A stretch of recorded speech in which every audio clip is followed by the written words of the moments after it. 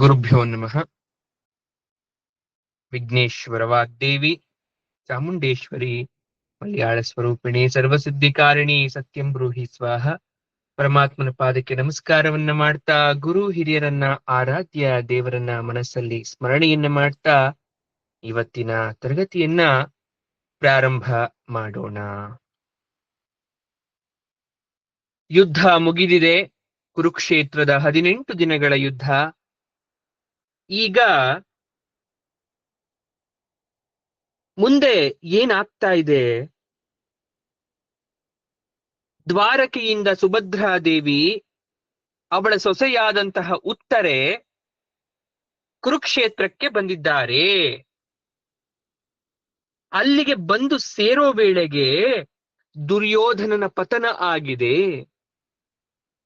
ಪಾಂಡವರದ ಶಿಬಿರದ ರಕ್ಷಕರು ರಾಜಪತ್ನಿಯರನ್ನ ಸ್ವಾಗತಿಸಿ ವಿಶ್ರಾಂತಿ ಪಡೆದುಕೊಳ್ಳಕ್ಕೆ ವ್ಯವಸ್ಥೆಯನ್ನ ಮಾಡಿದ್ದಾರೆ. ದಣಿದು ಬಂದಿದ್ದ ಪಾಂಡವರ ಜೊತೆಲಿರೋರಿಗೆ ತಮ್ಮ ಹೆಂಡತಿಯರ ಮುಖವನ್ನ ನೋಡಿ ಬಹಳ ಸಂತೋಷ ಆಯಿತು. ಹೊರಗಡೆ ಎಷ್ಟೇ ದುಡಿದು ದಣಿವಾಗಿ ಬಂದಂತಹ ಮನೆಯ ಗಂಡಸರಿಗೆ ಮನೆಗೆ ಬಂದಿದ ತಕ್ಷಣ ಹೆಣ್ಮಕ್ಳು ಸ್ವಾಗತವನ್ನು ನೀಡಿದ್ರೆ ಅದ್ರಲ್ಲಿ ಸಿಗ್ತಕ್ಕಂಥ ಆನಂದ ಮತ್ತೊಂದಿಲ್ಲ. ಅದು ರಾಜ ಆಗಿರ್ಬೋದು, ಆಳಾಗಿರ್ಬೋದು.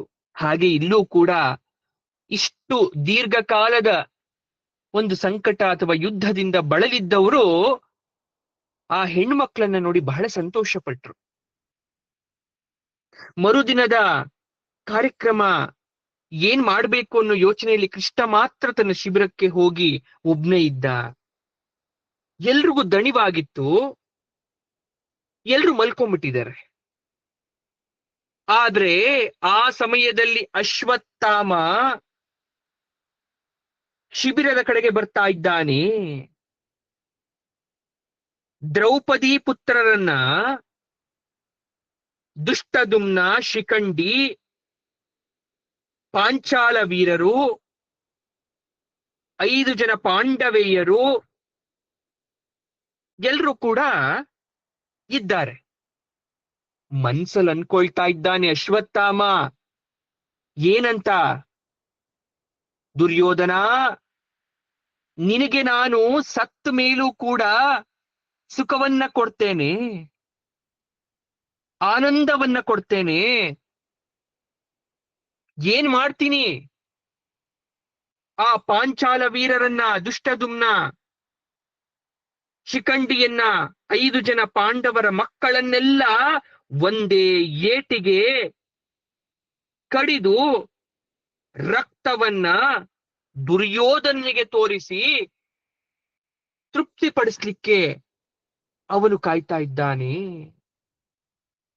ಕೃಷ್ಣ, ಪಾಂಡವರು, ಸೈನ್ಯ ಎಲ್ಲ ಕೂಡ ಆ ದ್ವೈಪಾಯನ ಸರೋವರನ ಬಿಟ್ಟು ಹೋದ್ಮೇಲೆ ಉತ್ತರದಲ್ಲಿ ಆಲದ ಮರದ ಕೆಳಗಡೆ ಎಲ್ಲ ಹೋಗ್ಬಿಟ್ರು, ಯಾರೂ ಇಲ್ಲ, ಯುದ್ಧ ಮಾಡೋದಲ್ಲಿ ಅರ್ಥ ಇಲ್ಲ ಅಂತ ಬಹಳ ಬೇಸರದಿಂದ ಕೃತವರ್ಮ, ಕೃಪಾಚಾರ್ಯ, ಅಶ್ವತ್ಥಾಮರು ಬಂದು ಕೂತ್ಕೊಂಡಿದ್ದಾರೆ.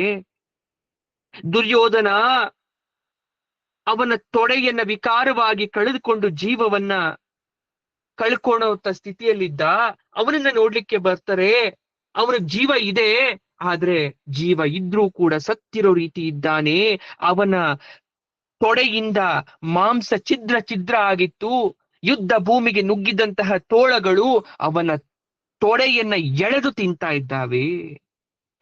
ತೋಳಗಳು ಬಂದು ಎಳೆದು ತಿನ್ನುವಾಗಲೂ ಕೂಡ ತನ್ನನ್ನ ತಾನು ರಕ್ಷಣೆಯನ್ನ ಮಾಡ್ಕೊಳಕ್ಕಾಗದಂತಹ ಅಸಹಾಯ ಪರಿಸ್ಥಿತಿಯಲ್ಲಿ ದುರ್ಯೋಧನ ಇದ್ದಾನೆ. ಈ ದೃಶ್ಯವನ್ನ ನೋಡಿದ್ರು ಎಲ್ರೂ ಕೂಡ. ಅಶ್ವತ್ಥಾಮ ಹೋಗಿ ತೋಳಗಳನ್ನ ಕೊಂದು ಹಾಕ್ತಾ, ಆಗ ಓಡಿ ಬಂದು ಆ ಮಿತ್ರನ ಬಳಿ ಮಂಡಿಯೂರಿ ಕುಳಿತು ಕಣ್ಣೀರನ್ನ ಇಡ್ತಾ ಇದ್ದಾನೆ. ಅಶ್ವತ್ಥಾಮ ಅಳೋದನ್ನ ನೋಡಿ ದುರ್ಯೋಧನಿಗೂ ಕಣ್ಣೀರು ಬಂತು. ಅವನ ಮುಖವನ್ನ ನೋಡ್ತಾರೆ, ಅವನು ದುರ್ಯೋಧನನ ರೀತಿ ಇಲ್ಲ, ಮುಖ ಗುರುತು ಸಿಗದಂತಾಗೋಗಿದೆ. ಹಲ್ಲುಗಳೆಲ್ಲ ಉದುರಿ ದವಡೆ ಜಜ್ಜೋಗಿದೆ, ಮುಖ ಊದ್ಬಿಟ್ಟಿದೆ, ತಲೆ ಜಜ್ಜಿದೆ, ಎಲ್ಲ ಚರ್ಮ ಕಿತ್ತು ರಕ್ತ ಹರಿತಾ ಇದೆ, ಮೂಳೆಗಳು ಪುಡಿ ಪುಡಿಯಾಗಿದೆ. ಆ ಅರ್ಧಂಬರ್ಧ ಇದ್ದಂತಹ ಮಾಂಸವನ್ನ ತೋಳಗಳು ಎಳೆದಾಡಿ ತಿಂತಾ ಇದ್ವು. ಈ ಭಯಂಕರವಾದಂತಹ ಯಮಯಾತನೆಯನ್ನು ಅನುಭವಿಸ್ತಾ ಇದ್ರೂ ಕೂಡ ಆ ದುರ್ಯೋಧನ ಮುಖದಲ್ಲಿ ಒಂದು ರೀತಿಯಾದಂತಹ ನೆಮ್ಮದಿ ಇತ್ತು. ಅಶ್ವತ್ಥಾಮನಿಗೆ ಅಲ್ಲಿಗೆ ಬರಕ್ಕಿನ್ನ ಮುಂಚೆ ಒಂದು ಗೂಬೆಯನ್ನ ನೋಡಿರ್ತಾನೆ. ಆ ಗೂಬೆ ನೋಡಿ ಸ್ಫೂರ್ತಿ ಬಂದಿರುತ್ತೆ ಅವನಿಗೆ. ಒಂದು ಆಲದ ಮರದ ಮೇಲೆ ಕಾಗೆಗಳು ಗೂಡು ಕಟ್ಕೊಂಡಿದೆ, ಮರಿ ಹಾಕೊಂಡಿತ್ತು, ಎಲ್ಲ ನೆಮ್ಮದಿಯಾಗಿ ನಿದ್ದೆ ಮಾಡ್ತಾ ಇದ್ದಾವೆ. ಒಂದು ಗೂಬೆ ಬಂತು. ಆ ಗೂಬೆ ಬಂದಂತಹ ಶಬ್ದ ಕೂಡ ಯಾರಿಗೂ ಕೇಳಿಸ್ಲಿಲ್ಲ. ಕತ್ತಲೆಯಲ್ಲಿ ಗೂಡಿನ ಒಳಗಡೆ ನುಗ್ತು ಕಾಗೆಗಳು ಮಲ್ಕೊಂಡಿದ್ದೆ, ಕಾಗೆ ಮರಿ ಕೂಡ ಅಲ್ಲೇ ಇದ್ದಾವೆ. ಕಾಗೆಗಳಿಗೆ ಗೊತ್ತಾಗದ ಹಾಗೆ ಮರಿಗಳನ್ನ ಕೊಲ್ತಾ ಅದೇನ್ ಮಾಡ್ತು, ಅದು ತಗೊಂಡು ಹೋಗಿ ತಿಂತಾ ಇತ್ತು. ತದನಂತರ ಕಾಗೆಗಳ ಅರಿಚಾಟ ಎತ್ತೆತ್ತ ಅಶ್ವತ್ಥಾಮನಿಗೆ ಒಂದು ತಲೆಯಲ್ಲಿ ಉಪಾಯ ಬಂತು. ನಾನು ಹೀಗೆ ಮಾಡ್ಬೋದು, ಪಾಂಡವರ ಶಿಬಿರದಲ್ಲಿ ಹೀಗೆ ಮಾಡ್ತೀನಿ. ಕೃಪಾಚಾರ್ಯರಿಗೆ ಈ ವಿಚಾರವನ್ನ ಹೇಳಿದಾಗ ಕೃಪಾಚಾರ್ಯರು ಬೇಡ ಅಶ್ವತ್ಥಾಮ ಅಂತ ಹೇಳಿದ್ರು. ಕೃತವರ್ಮ ಏನು ಮಾತಾಡ್ಲಿಲ್ಲ. ಅಶ್ವತ್ಥಾಮ ಹೇಳ್ತಾ ಇದ್ದಾನೆ, ಈ ಸನ್ನಿವೇಶ ಬಿಟ್ರೆ ಬೇರೆ ಕಾಲ ಬರಲ್ಲ. ಆಗ ಕೃಪಾಚಾರ್ಯರು ಹೇಳಿದ್ರು, ವಿದುರನನ್ನ ಕೇಳಿ ನೋಡು, ನಾಳೆ ಬೆಳಿಗ್ಗೆ ಮಾತಾಡೋಣ. ಅಶ್ವತ್ಥಾಮ ನಗ್ತಾನೆ, ಕೃಪಾಚಾರ್ಯರೇ, ನಾಳೆ ಬೆಳಿಗ್ಗೆ ಯುದ್ಧ ಮುಂದುವರಿಸಲು ಯತ್ನಿಸೋಣ ಅಂತ ಹೇಳ್ತಾ ಇದ್ದೀರಾ? ಇದೇ ದಿನ ರಾತ್ರಿ ಎಲ್ಲ ಮುಗಿದು ಬಿಡ್ಬೇಕು. ಮೊದಲು ದುರ್ಯೋಧನನನ್ನ ನೋಡಿ ಬರೋಣ ಅಂತ ಅವನಲ್ಲಿಗೆ ಬಂದಿದ್ದ. ಅಶ್ವತ್ಥಾಮ ಹೇಳ್ತಾ ಇದ್ದಾನೆ, ಮಿತ್ರ, ನಿನ್ನಂತವರು ಈಗ ಮಣ್ಣಿನಲ್ಲಿ ಹೀಗ್ ಬಿದ್ದೋದ್ರೆ ನಮ್ಮನ್ನ ಮಾತಾಡ್ಸೋರು ಯಾರು? ಚಕ್ರವರ್ತಿಯಾಗಿ ಮೆರೆದವನಿಗೆ ಇಂತಹ ಗತಿ ಬಂತ? ದೈವದ ಗತಿ ಎಷ್ಟು ಗೂಢ, ಎಷ್ಟು ಕ್ರೂರ. ದುರ್ಯೋಧನನಿಗೆ ಮಾತಾಡ್ಬೇಕು ಅಂತ ಆದ್ರೆ ಅವನಿಗೆ ಮಾತಾಡ್ಲಿಕ್ಕೂ ಕೂಡ ಶಕ್ತಿ ಇಲ್ಲ. ಅವನ ಬಾಯಿಯಲ್ಲಿ ಹಲ್ಲುಗಳಿಲ್ಲ, ದವಡೆ ಜಜ್ಜಿದೆ, ಆದ್ರೂ ತೊದಲಿಸಿ ಮಾತಾಡ್ತಾ ಇದ್ದಾನೆ. ಮಿತ್ರ, ನನಗಾಗಿ ಅಳೋರು ಎಲ್ಲ ನನಗಿಂತ ಮೊದಲೇ ಸತ್ತು ಹೋಗಿದ್ದಾರಲ್ಲಪ್ಪ. ನೀವಾದ್ರೂ ನನ್ನನ್ನ ನೋಡಿ ಅಳೋದಕ್ಕೆ ಅಂತ ಇದ್ದೀರಲ್ಲಪ್ಪ. ಎಲ್ರು ಒಂದಲ್ಲ ಒಂದು ದಿನ ಸಾಯ್ಲೇಬೇಕಲ್ವಾ? ಎಲ್ರು ಸತ್ತು ನರಕಕ್ಕೋ ಸ್ವರ್ಗಕ್ಕೋ ಎಲ್ಲೋ ಒಂದು ಕಡೆ ಹೋಗ್ಲೇಬೇಕಲ್ವಾ? ಆದ್ರೆ ಕ್ಷತ್ರಿಯನಾಗಿ ಹುಟ್ಟಿ ಯುದ್ಧ ಭೂಮಿಯಲ್ಲಿ ಸತ್ತೆ ಅಂತಕ್ಕಂಥ ಸಂತೋಷ ನನ್ನಲ್ಲಿದೆ. ಅದೇ ಭಾಗ್ಯ. ಇನ್ನೊಂದು ವಿಚಾರ ಗೊತ್ತಾ? ಧನಿಷ್ಠ ಪಂಚಕದಲ್ಲಿ ಅಲ್ಲದೆ ಶ್ರವಣದಲ್ಲಿ ಸತ್ತಿದ್ದೇನೆ ಅಂದ್ರೆ ಪಂಚಕ ನಕ್ಷತ್ರ ಅಂತ ಬರುತ್ತೆ. ಈಗ ನಿಮ್ಮ ಮನೇಲಿ ಯಾವುದೋ ಒಂದು ಸಾವಾಗೋಯ್ತು. ಆದಾಗ ಆ ವ್ಯಕ್ತಿ ಒಳ್ಳೆ ಗಳಿಗೆಯಲ್ಲಿ ಸತ್ತಿದ್ದಾನ ಅಥವಾ ಕೆಟ್ಟ ಗಳಿಗೆಯಲ್ಲಿ ಸತ್ತಿದ್ದಾನ ಅಂತ ವಿಮರ್ಶೆ ಮಾಡ್ಲಿಕ್ಕೆ ಏನ್ ಮಾಡ್ತೀರಾ? ಶಾಸ್ತ್ರಜ್ಞರ ಹತ್ರ ಹೋಗ್ತೀರಾ. ಅಲ್ಲಿ ಪಂಚಕ ನಕ್ಷತ್ರಗಳು ಏನಾದ್ರೂ ಇದ್ದಾಗ ಅವ್ರು ಹೇಳ್ತಾರೆ, ನೋಡಿಮಾ, ಈ ಸತ್ತಂತ ನಕ್ಷತ್ರ ಚೆನ್ನಾಗಿಲ್ಲ, ನೀವು 3 ತಿಂಗಳುಗಳ ಕಾಲನೋ 6 ತಿಂಗಳ ಕಾಲನೋ ಈ ಮನೆಯನ್ನ ತೊರೆದು ಹೋಗಿ. ಅವರು ಸತ್ತಂತಹ ಮನೆಯಲ್ಲಿ ಇರಬಾರ್ದು ಅನ್ನೋ ವಿಚಾರವನ್ನ ಹೇಳಿರ್ತಾರೆ. ಅದರಲ್ಲಿ ಕೆಲವೊಂದಷ್ಟು ಕಾರಣಗಳಿದೆ ಯಾಕೆ ಆ ರೀತಿ ಮಾಡ್ಬೇಕು ಅಂತ.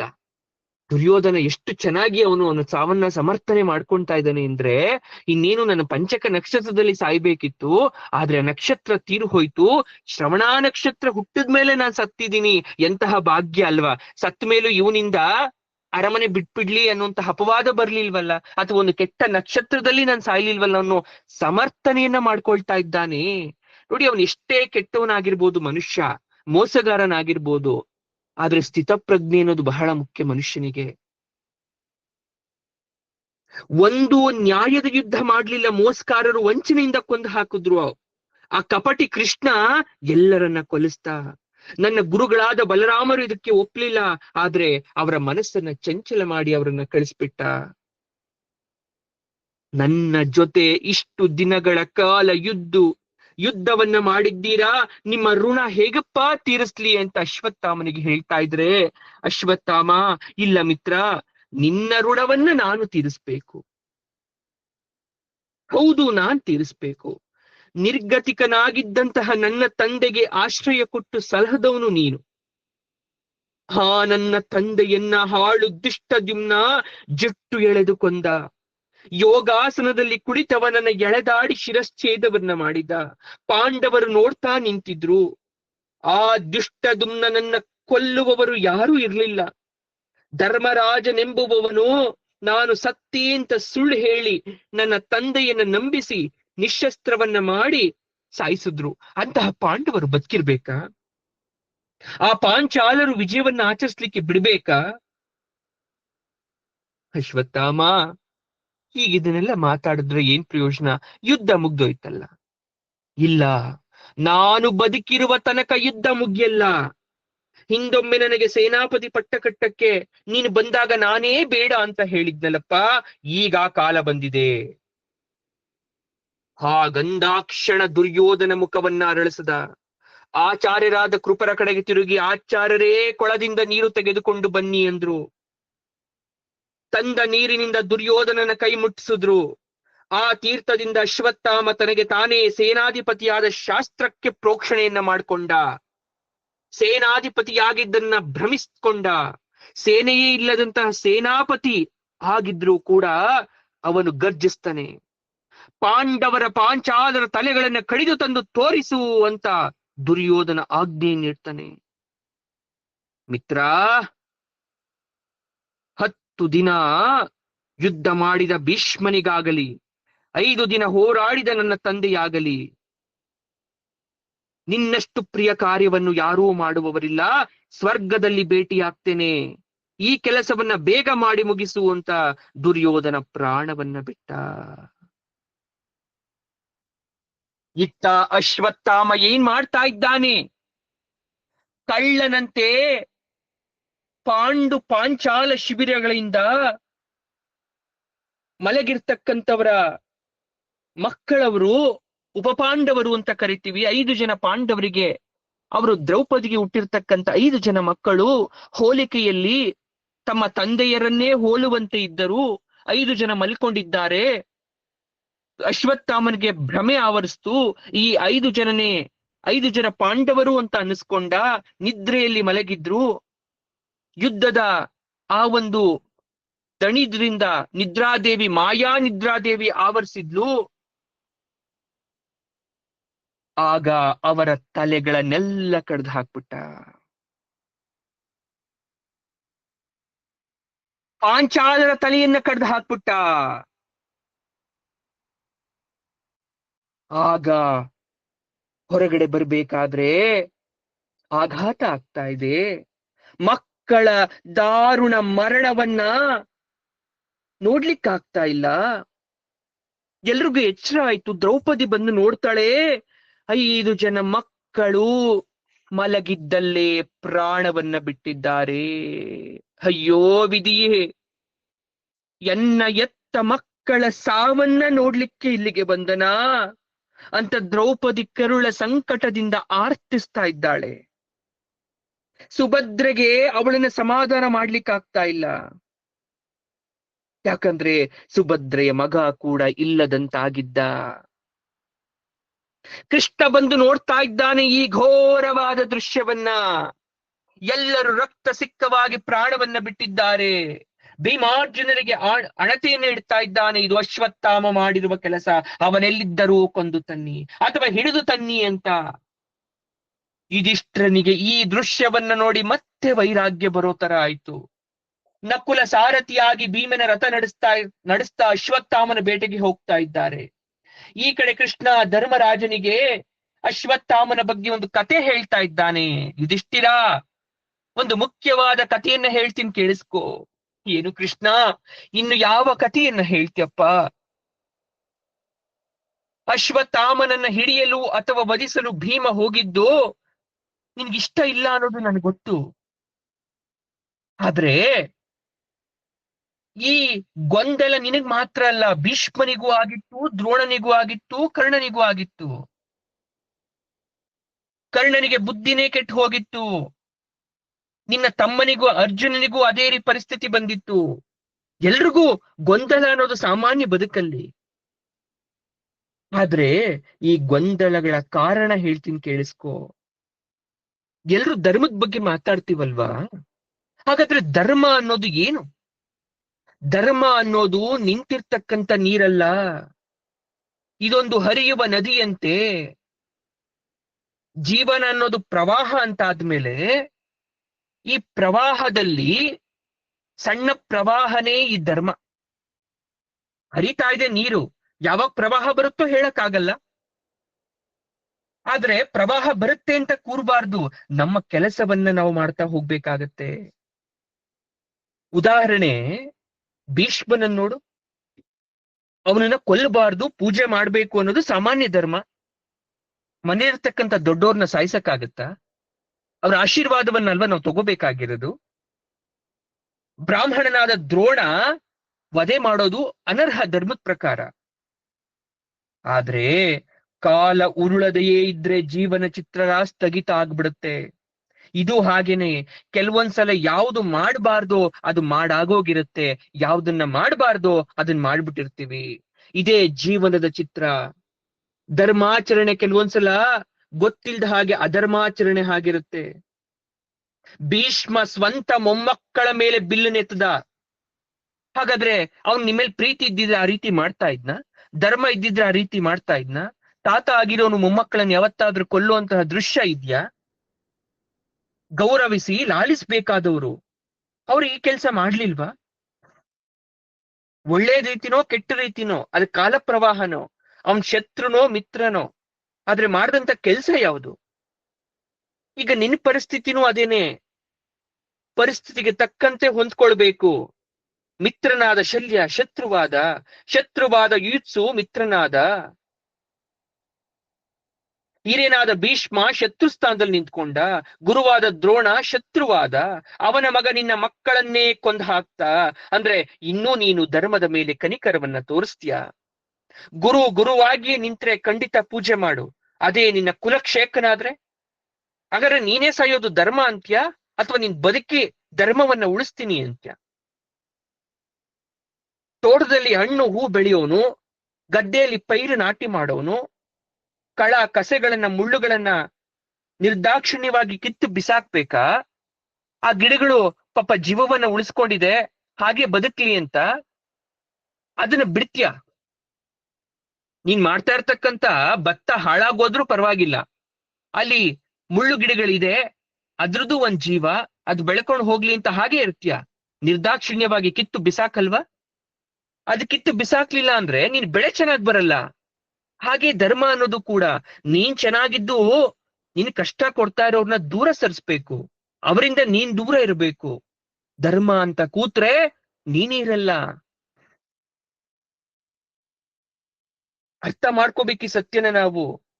ನಮ್ ಶರೀರಕ್ಕೆ ರೋಗ ಬರುತ್ತೆ, ಕೈ ನೋವು ಬರುತ್ತೆ, ಕಾಲ್ ನೋವು ಬರುತ್ತೆ, ಮಂಡಿ ನೋವು ಬರುತ್ತೆ, ಬೆನ್ನೋವು ಬರುತ್ತೆ. ಮಾತ್ರೆ ತಿನ್ನೋದ್ರಿಂದ ಆ ರೋಗ ಇರ್ತಕ್ಕಂತ ಆ ಕೀಟಾಣುಗಳು ಸಾಯಿಸಿದ್ರೆ ಪಾಪ ಅಂತ ಅದನ್ನ ಹಾಗೆ ಬೆಳೆಯಕ್ಕೆ ಬಿಡ್ತೀಯ, ಅಥವಾ ಮಾತ್ರೆ ತಗೊಂಡು ಅದನ್ನ ಸಾಯಿಸ್ತೀಯ? ಅದ್ರಲ್ಲಿ ಧರ್ಮ ನೋಡಕ್ಕಾಗತ್ತ ನಾವು? ಜ್ವರ ಶೀತ ಬಂದಿದೆ ಅಂದ್ರೆ ಅದನ್ನ ನಿರ್ಮೂಲನೆ ಮಾಡ್ಲೇಬೇಕು. ನಾವು ಬದುಕಕ್ಕೆ ಪಥ್ಯವನ್ನ ಅನುಸರಿಸಬೇಕು ಅಂದ್ರೆ ಪಥ್ಯ ಇರ್ಲೇಬೇಕು. ಹಾಗೆ ಧರ್ಮ ಕೂಡ. ಅಶ್ವತ್ಥಾಮನ ರೋಗದ ಬಗ್ಗೆ ಒಂದು ಕತೆ ಹೇಳ್ತೀನಿ, ಕೇಳಿಸ್ಕೋ. ಇದು ಯಾರಿಗೂ ಕೂಡ ತಿಳಿದಾರದ ವಿಚಾರ. ನೀವೆಲ್ಲ ದ್ರೋಣಾಚಾರ್ಯರಲ್ಲಿ ಇನ್ನೂ ವಿದ್ಯಾಭ್ಯಾಸ ನಡೆಸ್ತಾ ಇದ್ರಿ. ಬ್ರಹ್ಮಶಿರ ಅಂತಕ್ಕಂತ ಅತ್ಯಪೂರ್ವ ಅಸ್ತ್ರದ ಪ್ರಯೋಗವನ್ನ ದ್ರೋಣಾಚಾರ್ಯರು ಏನ್ ಮಾಡ್ಬಿಟ್ಟಿರ್ತಾರೆ, ಪ್ರಿಯ ಶಿಷ್ಯನಾದ ಅರ್ಜುನನಿಗೆ ಉಪದೇಶವನ್ನ ಮಾಡಿರ್ತಾರೆ. ಯಾವುದು? ಬ್ರಹ್ಮಶಿರ ಅಂತಕ್ಕಂಥ ಒಂದು ಅಸ್ತ್ರ. ಅರ್ಜುನ ಏನ್ ಮಾಡಿರ್ತಾನೆ, ಅದನ್ನು ಪ್ರಾರ್ಥನೆ ಮಾಡಿರಲ್ಲ. ತುಂಬ ಪ್ರೀತಿಯಿಂದ ಹಾಗೆ ಸಮಯವನ್ನ ನೋಡಿ ಒಂದು ದಿನ ಹಾಗೆ ಉಪದೇಶಿಸಿರ್ತಾರೆ. ಸರಿಯಾದ ಅಧಿಕಾರಿಗೆ ಸಕಾಲದ ಉಪದೇಶ ಕೊಡಬೇಕು ಅನ್ನೋದು ಯುದ್ಧದ ನಿಯಮ. ಆದ್ರೆ ದ್ರೋಣಾಚಾರ್ಯರು ಅರ್ಜುನನಿಗೆ ಆ ನಿಬಂಧನೆಯನ್ನ ತೊಡೆದು ಹಾಕಿ ಕೊಟ್ಟಿದ್ದಾರೆ ಅಂದ್ರೆ ಅವನ ಮೇಲೆ ಎಷ್ಟು ಪ್ರೀತಿ ಇರ್ಬೇಕು. ಈ ವಿಚಾರ ಅಶ್ವತ್ಥಾಮನಿಗೆ ಗೊತ್ತಾಗೋಯ್ತು. ಓಹೋ, ನನ್ನ ತಂದೆ ಸ್ವಂತಹ ಮಗನಿಗೆ ಹೇಳಿಕೊಡದ ವಿದ್ಯೆಯನ್ನ ತನ್ನ ಶಿಷ್ಯನಿಗೆ ಹೇಳ್ಕೊಟ್ಬಿಟ್ಟಿದಾರಲ್ಲ. ಹೊಟ್ಟೆ ಕಿಚ್ಚು ಬಂದ್ಬಿಡ್ತ ಅಶ್ವತ್ಥಾಮನಿಗೆ. ಮಗನಿಗಿಂತ ಶಿಷ್ಯನೇ ಜಾಸ್ತಿನಾ? ಮೊಂಡುತನ ಮಾಡ್ದ, ಬೆದರಿಸದ ಅಪ್ಪನನ್ನ. ಮಗನ ಚಪಲ ಬುದ್ಧಿ, ದುಡುಕುತನ, ದುಷ್ಟತನ, ದುಷ್ಟ ಸಹವಾಸ ದ್ರೋಣನಿಗೆ ಚೆನ್ನಾಗ್ ಗೊತ್ತಿತ್ತು. ಪಾಂಡವರಿಗಿಂತ ಕೌರವರ ಮೇಲೆ ಬಾಲ್ಯದಿಂದಲೂ ಅಶ್ವತ್ಥಾಮನಿಗೆ ಪ್ರೀತಿ ಇದ್ದದ್ದನ್ನ ದ್ರೋಣಾಚಾರ್ಯರು ಗಮನಿಸಿದ್ರು. ಹಾಗಾಗಿ ಈ ವಿದ್ಯೆಯನ್ನ ಹೇಳ್ಕೊಟ್ಟಿರ್ಲಿಲ್ಲ. ಈ ವಿದ್ಯೆ ಹೇಳ್ಕೊಟ್ರು ಒಂದು ನಿರ್ಬಂಧವನ್ನ ವಿಧಿಸಿದ್ರು. ಏನು? ಎಂತಹ ಆಪತ್ತು ಬಂದ್ರು ಯುದ್ಧದಲ್ಲಿ ಇದನ್ನ ವಿಶೇಷವಾಗಿ ಮನುಷ್ಯರ ಮೇಲೆ ಪ್ರಯೋಗಿಸಬಾರದು. ಯಾಕಂದ್ರೆ ನೀನು ಸತ್ಪುರುಷರ ನಡವಳಿಕೆಯಲ್ಲಿ ಇಲ್ಲದವನು. ನತ್ವಂ ಜಾತು ಸತಾಂ ಮಾರ್ಗೇ ಸ್ಥಾತ ಅಂತ. ಅಂದ್ರೆ ನೀನು ಒಳ್ಳೆ ಜನಗಳ ಜೊತೆ ಇದ್ದಿದ್ರೆ, ನಿನ್ಗೆ ಒಳ್ಳೆ ಬುದ್ಧಿ ಇದ್ರೆ ಈ ಬಿಲ್ಲು ಕೂಡ ನಿನಗೆ ಒಳಿತನ್ನ ಮಾಡುತ್ತೆ. ಇಲ್ಲ ಅಂದ್ರೆ ಇದು ನಿನ್ನ ಹಾಳು ಮಾಡ್ಬಿಡುತ್ತೆ. ನಿರಾಶನಾದ ಅಶ್ವತ್ಥಾಮ ಬೇಜಾರಿಂದ ಜಗತ್ತನ್ನೆಲ್ಲ ಸುತ್ತಾಡಿ ಬಂದ. ದ್ವಾರಕೆಗೂ ಕೂಡ ಹೋಗಿದ್ದ. ಕೃಷ್ಣನ ಮನೆಯಲ್ಲಿದ್ದ. ಒಂದು ದಿನ ಏಕಾಂತದಲ್ಲಿರ್ಬೇಕಾದ್ರೆ ಕೃಷ್ಣನ ಬಳಿಗೆ ಹೋದ. ಕೃಷ್ಣ, ಒಂದು ಅನುಮಾನ ಇದೆ, ಕೇಳಪ್ಪ ನಿನ್ನ. ಕೇಳು ಅಶ್ವತ್ಥಾಮ ಅಂದೆ. ನನ್ನ ಬಳಿ ಅತ್ಯಪೂರ್ವ ಅಸ್ತ್ರ ಅಂತ ಒಂದಿದೆ, ಅದರ ಹೆಸರು ಬ್ರಹ್ಮಶಿರಸ್ಸು ಅಂತ. ದೇವಾದಿಗಳು ಗಂಧರ್ವರು ಪೂಜೆ ಮಾಡಿರ್ತಕ್ಕಂಥ ಅಸ್ತ್ರ ಅದು. ಅದನ್ನ ನಾನು ಪ್ರಯೋಗ ಮಾಡೋಕ್ಕೆ ಬರಲ್ವಂತೆ. ಅದು ನನ್ನ ತಂದೆಯ ಆಜ್ಞೆ. ಹಾಗಾಗಿ ಅದು ನಿನಗೆ ಕೊಡ್ತೇನೆ. ಅದ್ರ ಬದಲಾಗಿ ನಿನ್ನ ಬಳಿ ಇರುವ ಸುದರ್ಶನ ಚಕ್ರವನ್ನ ನನಗೆ ಕೊಟ್ಟುಬಿಡು ಅನ್ನುವ ರೀತಿ ಅಶ್ವತ್ಥಾಮ ಕೇಳಿರ್ತಾನೆ. ಕೃಷ್ಣ ಮನ್ಸಲ್ಲಿ ಅನ್ಕೊಳ್ತಾನೆ, ಎಂತಹ ನೀಚ ಇವನು, ಎಂತಹ ದುಷ್ಟತನ. ಬೇರೆ ಯಾರೂ ಕೂಡ ಅಲ್ಲಿಯ ತನಕ ಕೃಷ್ಣನ ಎದುರಲ್ಲಿ ನಿಂತು ಸುದರ್ಶನವನ್ನ ಕೊಡು ಅಂತ ಕೇಳುವ ಧೈರ್ಯ ಕೂಡ ಮಾಡಿರಲ್ಲ. ಆದ್ರೆ ಈ ಅಶ್ವತ್ಥಾಮ ಕೇಳಿದ್ದ. ಆಗ ಉಪಾಯದಿಂದ ಕೃಷ್ಣ ಉತ್ತರಿಸ್ತಾನೆ, ಅಶ್ವತ್ಥಾಮ, ನನ್ನ ಶಕ್ತಿ ಬೇರಾರಿಗೂ ಇಲ್ಲ. ಈ ನನ್ನ ಶಾರ್ಂಗಧನಸ್ಸು, ಈ ಶಕ್ತಿ, ಈ ಚಕ್ರ, ಈ ಸುನಾಭ, ಈ ಕೌಮೋದಕಿ ಗದೆ ಯಾವ್ದು ಬೇಕಾದ್ರೂ ಕೊಟ್ಬಿಡ್ತೀನಿ. ಆದ್ರೆ ಆ ಗದೆಯನ್ನ ಎತ್ತಲಿಕ್ಕೆ, ಸುದರ್ಶನವನ್ನ ಹಿಡಿಲಿಕ್ಕೆ ನಿನ್ನ ಹತ್ರ ಶಕ್ತಿ ಬೇಕು. ನಿನ್ ಬ್ರಹ್ಮಶಿರ ನನಗೇನು ಬೇಡ, ಅದಕ್ಕಿಂತ ಅಪೂರ್ವವಾದ ಅಸ್ತ್ರ ಇದೆ ನನ್ನ ಹತ್ರ. ನೀನ್ ಏನಾದ್ರೂ ಎತ್ತುತ್ತೀನಿ ಅಂದ್ರೆ ಕೊಡ್ತೀನಿ ನಿನ್ಗೆ. ಅಷ್ಟು ಶಕ್ತಿ ಇದ್ರೆ ನಾನು ನಿನ್ಗೆ ಕೊಡ್ತೇನೆ. ಚಕ್ರವನ್ನ ಬಿಟ್ಟು ಬೇರೆ ಬಯಸ್ತಾ ಇಲ್ಲ ಇವನು, ಚಕ್ರ ಬೇಕು ಅಂತ. ಸ್ಪರ್ಧೆ ಆಗೋಯ್ತು ಕೃಷ್ಣನಿಗೂ ಅಶ್ವತ್ಥಾಮನಿಗೂ. ಎತ್ತುತ್ತೀನಿ ಆಯ್ತು ಅಂದ. ಶ್ರಮ ಪಡ್ತಾ ಇದ್ದೇನೆ ಎತ್ತಲಿಕ್ಕೆ, ಆದ್ರೆ ಇದ್ದ ಜಾಗದಿಂದ ಕದಲಿಸಲು ಆಗ್ತಾ ಇಲ್ಲ. ಹೋಗ್ಬಿಟ್ಟ ನಿರಾಶನಾಗಿ. ಹಿಂದೆ ರಾವಣ ಶಿವನನ್ನ ಕುರಿತು ತಪಸ್ ಮಾಡಿದ್ದ. ಶಿವ ಪ್ರತ್ಯಕ್ಷನಾಗಿ ಏನ್ ಬೇಕಪ್ಪ ಅಂತ ಕೇಳಿದಾಗ ಪಾರ್ವತಿ ಬೇಕು, ಪಾರ್ವತಿಯನ್ನೇ ಹೆಂಡತಿಯಾಗಿ ಕೊಡು ಅಂದ. ಆ ಸಾಲಿಗೆ ಸೇರಿದವನಲ್ವಾ ಇವನು. ಮೊನ್ನೆ ತಾನೇ ನಾನೇ ವಾಸುದೇವ ಎನ್ನುತ್ತಾ ಪೌಂಡ್ರಕ, ಶೃಂಗಾಲ ಅಂತೆಲ್ಲ ಹಾಕೊಂಡಿದ್ದ ಯಾರೋ ಒಬ್ಬ, ಅವನ್ ಜಾತಿಗೆ ಸೇರಿದವನಲ್ವಾ. ಶಿವನ್ ಜೊತೆ ಹೋರಾಡಿ ಬಂದ ಅರ್ಜುನ್ನಿಗೂ ಕೂಡ ಕೇಳಿರ್ಲಿಲ್ಲ, ನಿನ್ ಜೊತೆ ಹೋರಾಡಿದೀನಿ, ನನ್ಗೇನ್ ಬೇಕೋ ಕೊಡು ಅಂತ. ಹಾಗಂತ ನಾನು ಅಶ್ವತ್ಥಾಮನ ಬಗ್ಗೆ ಮಾತ್ರ ಹೇಳ್ತಾ ಇಲ್ಲ. ನನ್ನ ಮಗನಾದ ಪ್ರದ್ಯುಮ್ನ ಕೂಡ ಇವನ ಸಾಲಿಗೆ ಸೇರಿದವನು. ಅವನು ಕೂಡ ಬಂದು ನನಗೆ ಚಕ್ರ ಕೊಡು ಅಂತ ಕೇಳಿದ. ಈ ಚಕ್ರವನ್ನ ಎತ್ತುವಂತಾದ್ರೆ ತೆಗೆದುಕೊಂಡು ಹೋಗು ಅಂದೆ, ಅವನಿಗೂ ಕೂಡ ಎತ್ತಲಿಕ್ಕಾಗ್ಲಿಲ್ಲ. ಯಾರ ಜೊತೆ ಹೋರಾಡ್ಬೇಕಪ್ಪ ಅಂತ ಕೇಳ್ದೆ. ಆಗ ಅವನೇನಂದ ಗೊತ್ತಾ? ನಿನ್ ಜೊತೆ ಎಂದ. ಸರಿ, ನನ್ನ ಮೇಲೆ ಹೋರಾಡ್ತೀಯ, ನನ್ನ ಗೆದ್ದು ಏನ್ ಮಾಡ್ತೀಯ? ನಿನ್ನನ್ನ ಗೆದ್ದು ಅಜೇಯನಾಗ್ತೇನೆ ಎಂದ. ಇವನಲ್ಲಿ ಬ್ರಹ್ಮ ಶಿರಸ್ಸಿದೆ. ಏನು ಮಾಡ್ತಾನೋ ಇವನೀಗ, ಬ್ರಾಹ್ಮಣನೋ ಅಥವಾ ಧರ್ಮ ಕಂಟಕನೋ ಗೊತ್ತಿಲ್ಲ. ಈ ಅರಿಯದ ಕಥೆಯನ್ನ ಕೇಳಿ ಯುಧಿಷ್ಠಿರ ಬೆರಗಾಗಿ ನಿಂತ. ಅಶ್ವತ್ಥಾಮನ ದುಷ್ಟತನದ ಅಷ್ಟು ಆಳ ಅವನಿಗೆ ಗೊತ್ತಿರಲಿಲ್ಲ. ಧರ್ಮಾಚರಣೆಯ ವ್ಯಾಖ್ಯಾನ ಗೊತ್ತಾಯ್ತವನಿಗೆ. ಆಗ ಕೃಷ್ಣನ ಪಾದರಸದಂತ ಬುದ್ಧಿಗೆ ಬೆರಗಾಗ್ತಾನೆ. ಅಶ್ವತ್ಥಾಮ ಎಲ್ಲಿ ಓಡೋಗಿದ್ದಾನೆ? ಬ್ರಹ್ಮ ಶಿರಸ್ಸನ್ನ ಪ್ರಯೋಗ ಮಾಡಿದ್ರೆ ಪರಿಣಾಮ ಏನಾಗುತ್ತೆ? ಯಾಕಂದ್ರೆ ಅವನ ಹತ್ರ ಇರ್ತಕ್ಕಂಥ ಅತ್ಯಮೂಲ ಅಸ್ತ್ರ, ಅದನ್ನ ಬಿಟ್ಟ ಮೇಲೆ ಅದು ಫಲಿಸ್ಲೇಬೇಕು. ದ್ರೋಣ ಅದರ ಉಪಸಂಹಾರವನ್ನ ಹೇಳ್ಕೊಟ್ಟಿರ್ಲಿಲ್ಲ ಮಗನಿಗೆ. ಇದು ತಿಳಿಯದವನು ಉಪಯೋಗ ಮಾಡಬಾರ್ದು, ಆದ್ರೆ ಅವನು ಉಪಯೋಗವನ್ನ ಮಾಡ್ತಾನೆ. ಕೃಷ್ಣ ಏನ್ ಮಾಡ್ತಾ ಇದ್ದಾನೆ, ಈಗ ಗರುಡಧ್ವಜ ರಥದಲ್ಲಿ ಹತ್ತಿ ಕೂತ್ಕೊಂಡ. ಅದರಲ್ಲಿ ಅವರ ಎಲ್ಲ ಆಯುಧಗಳು ಇತ್ತು. ಶೈಬ್ಯ ಅಂತಕ್ಕಂಥ ಕುದುರೆ ಇತ್ತು, ಸೂರ್ಯ ಕಿರಣಗಳ ಬಣ್ಣದ್ದು. ಬಲಗಡೆ ಸುಗ್ರೀವ ಅಂತಕ್ಕಂಥದ್ದು, ಎಡಗಡೆ ಮೇಘಪುಷ್ಪ ವಲಾಹ ಅಂತಕ್ಕಂಥ ಕುದುರೆಗಳಿತ್ತು. ವಿಶ್ವಕರ್ಮನಿಂದ ನಿರ್ಮಿತವಾದಂತಹ ರಥ ಸರ್ವ ಸಮೃದ್ಧವಾಗಿತ್ತು. ಒಬ್ಬ ಯೋಧನ ಪರಿಪೂರ್ಣ ರಥವಾಗಿತ್ತು. ರಥದ ಮೇಲೆ ವೈನತೆಯ ಗಂಭೀರ ಮುದ್ರೆಯಲ್ಲಿದ್ದ. ವೈನತೆಯ ಅಂದ್ರೆ ಯಾರು? ಗರುಡ ದೇವರನ್ನ ನಾವು ವೈನತೆಯ ಅಂತ ಕರಿತೀವಿ. ಗರುಡ ದೇವರಿದ್ರು. ವೀರಾಸನದಲ್ಲಿ ಕುಳಿತು ರತಿಯ ಗಾಂಭೀರಕ್ಕೆ ಗಗನಸ್ಪರ್ಶಿ ಕೀರ್ತಿ ತರುವಂತೆ ಇತ್ತು.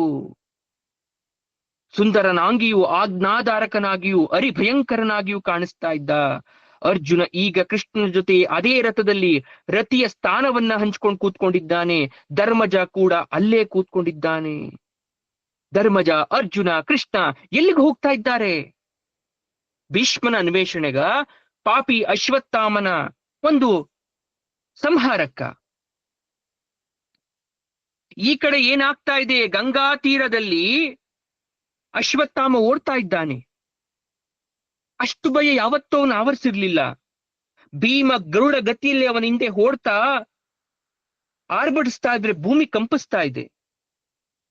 ಓಡಿದ ಅಶ್ವತ್ಥಾಮ ಎಲ್ಲಿಗೆ? ವೇದವ್ಯಾಸರು ಜಪ ಮಾಡ್ತಾ ಕೂತ್ಕೊಂಡಿದ್ದಂತಹ ಜಾಗಕ್ಕೆ. ಅವರ ಬಳಿಗೆ ಹೋಗಿ ಪಾದದ ಬಳಿ ಕೂತ್ಕೊಳ್ತಾನೆ. ಇವರ ಪಾದಾಶ್ರಯವನ್ನ ಪಡೆದ್ರೆ ನಾನು ಬದುಕುಳಿತೀನಿ ಅಂತ ಅನ್ಕೊಳ್ತಾನೆ. ಆಗ ಭೀಮ ಕೂಡ ಅಲ್ಲಿಗೆ ಬಂದ. ಕೃಷ್ಣ, ಅರ್ಜುನ, ಯುಧಿಷ್ಠಿರರು ಕೂಡ ಅಲ್ಲಿಗೆ ಬರ್ತಾ ಇದ್ದಾರೆ. ಅಶ್ವತ್ಥಾಮನ ಮುಖದಲ್ಲಿದ್ದಂತಹ ತೇಜಸ್ಸು ನಾಶವಾಗಿದೆ. ಕಪಿಯಂತೆ ಅತ್ತಿತ್ತ ನೋಡ್ತಾ ಚಲಚಿತ್ತನಾಗಿದ್ದಾನೆ. ವ್ಯಾಸರು ಜಪದಲ್ಲಿ ಕೂತ್ಕೊಂಡಿದ್ದಾರೆ, ಕಣ್ಣನ್ನ ತೆರೆದಿಲ್ಲ. ಇವನಿಗೆ ಅಭಯ ದೊರೆತಿಲ್ಲ. ಭೀಮ ಈಗ ನನ್ನ ಕೊಲ್ತಾನೆ ಅಂತ ಭಾವನೆ ಅವನನ್ನ ಕಾಡ್ತಾ ಇದೆ. ಬದುಕ್ಬೇಕು ಅಂತಹ ಆಸೆ ಅಶ್ವತ್ಥಾಮನಿಗಿಲ್ಲ. ಭೀಮ ಗರ್ಜಿಸ್ತಾ ಇದ್ದಾನೆ, ಮಗನೇ, ನೀನಿನ್ನು ಗಂಡಸಾಗಿದ್ದರೆ ನನ್ನೊಡನೆ ಯುದ್ಧ ಮಾಡು. ನಿದ್ರೆಯಲ್ಲಿದ್ದ ವೀರರನ್ನ ಕೊಂದು ಹೇಡಿಯಾಗಿ ಓಡುವ ನಿನಗೆ ಧಿಕ್ಕಾರವಿರಲಿ. ಎಲ್ಲೋ ಬ್ರಾಹ್ಮಣಾಧಮ, ನಿನ್ನ ತಂದೆಯಂತೆಯೇ ನೀನು ದುಷ್ಟಾನದಿಂದ ಬುದ್ಧಿಗೇಡಿಯಾಗಿ ಪಿಶಾಚಿಯಾಗಿರುವೆ. ನಿನ್ನನ್ನ ಕೊಂದರೆ ಯಾವ ಪಾಪವೂ ಬರುವುದಿಲ್ಲ.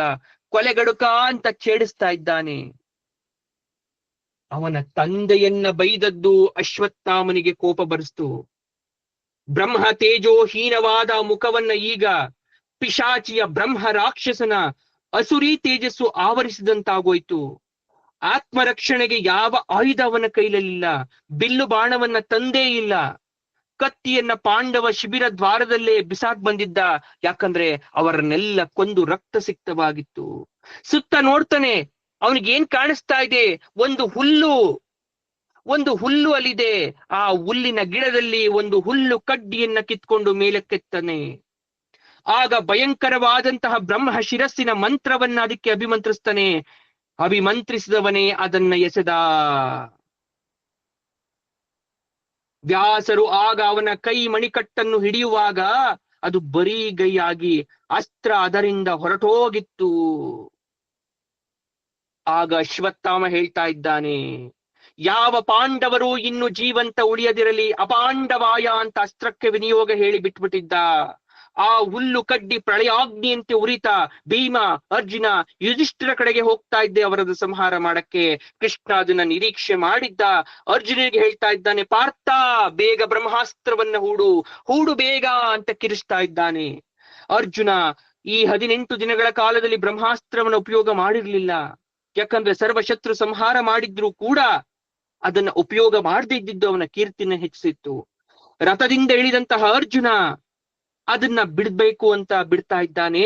ಬಿಡುವ ಮುನ್ನ ಗುರು ದ್ರೋಣರನ್ನ ಮನದಲ್ಲೇ ನಮಸ್ಕರಿಸಿ, ಗುರುಪುತ್ರನಿಗೂ ವಂದಿಸಿ, ಅಣ್ಣಂದಿರಿಗೆ ಅಂತರಾತ್ಮಕ್ಕೆ ವಂದಿಸಿ, ಲೋಕಕ್ಕೆ ಕ್ಷೇಮವಾಗಲಿ ಅಂತ ಗಟ್ಟಿಯಾಗಿ ಉಚ್ಚರಿಸಿ, ಎಲ್ಲ ದೇವತೆಗಳನ್ನ ಮನಸ್ಸಲ್ಲಿ ಸ್ಮರಣೆಯನ್ನ ಮಾಡಿ, ಶಿವನಿಗೆ ನಮಸ್ಕಾರವನ್ನ ಮಾಡಿ ದಿವ್ಯ ಬ್ರಹ್ಮಾಸ್ತ್ರವನ್ನ ಬಿಟ್ಟ. ಯಾತಕ್ಕೋಸ್ಕರ?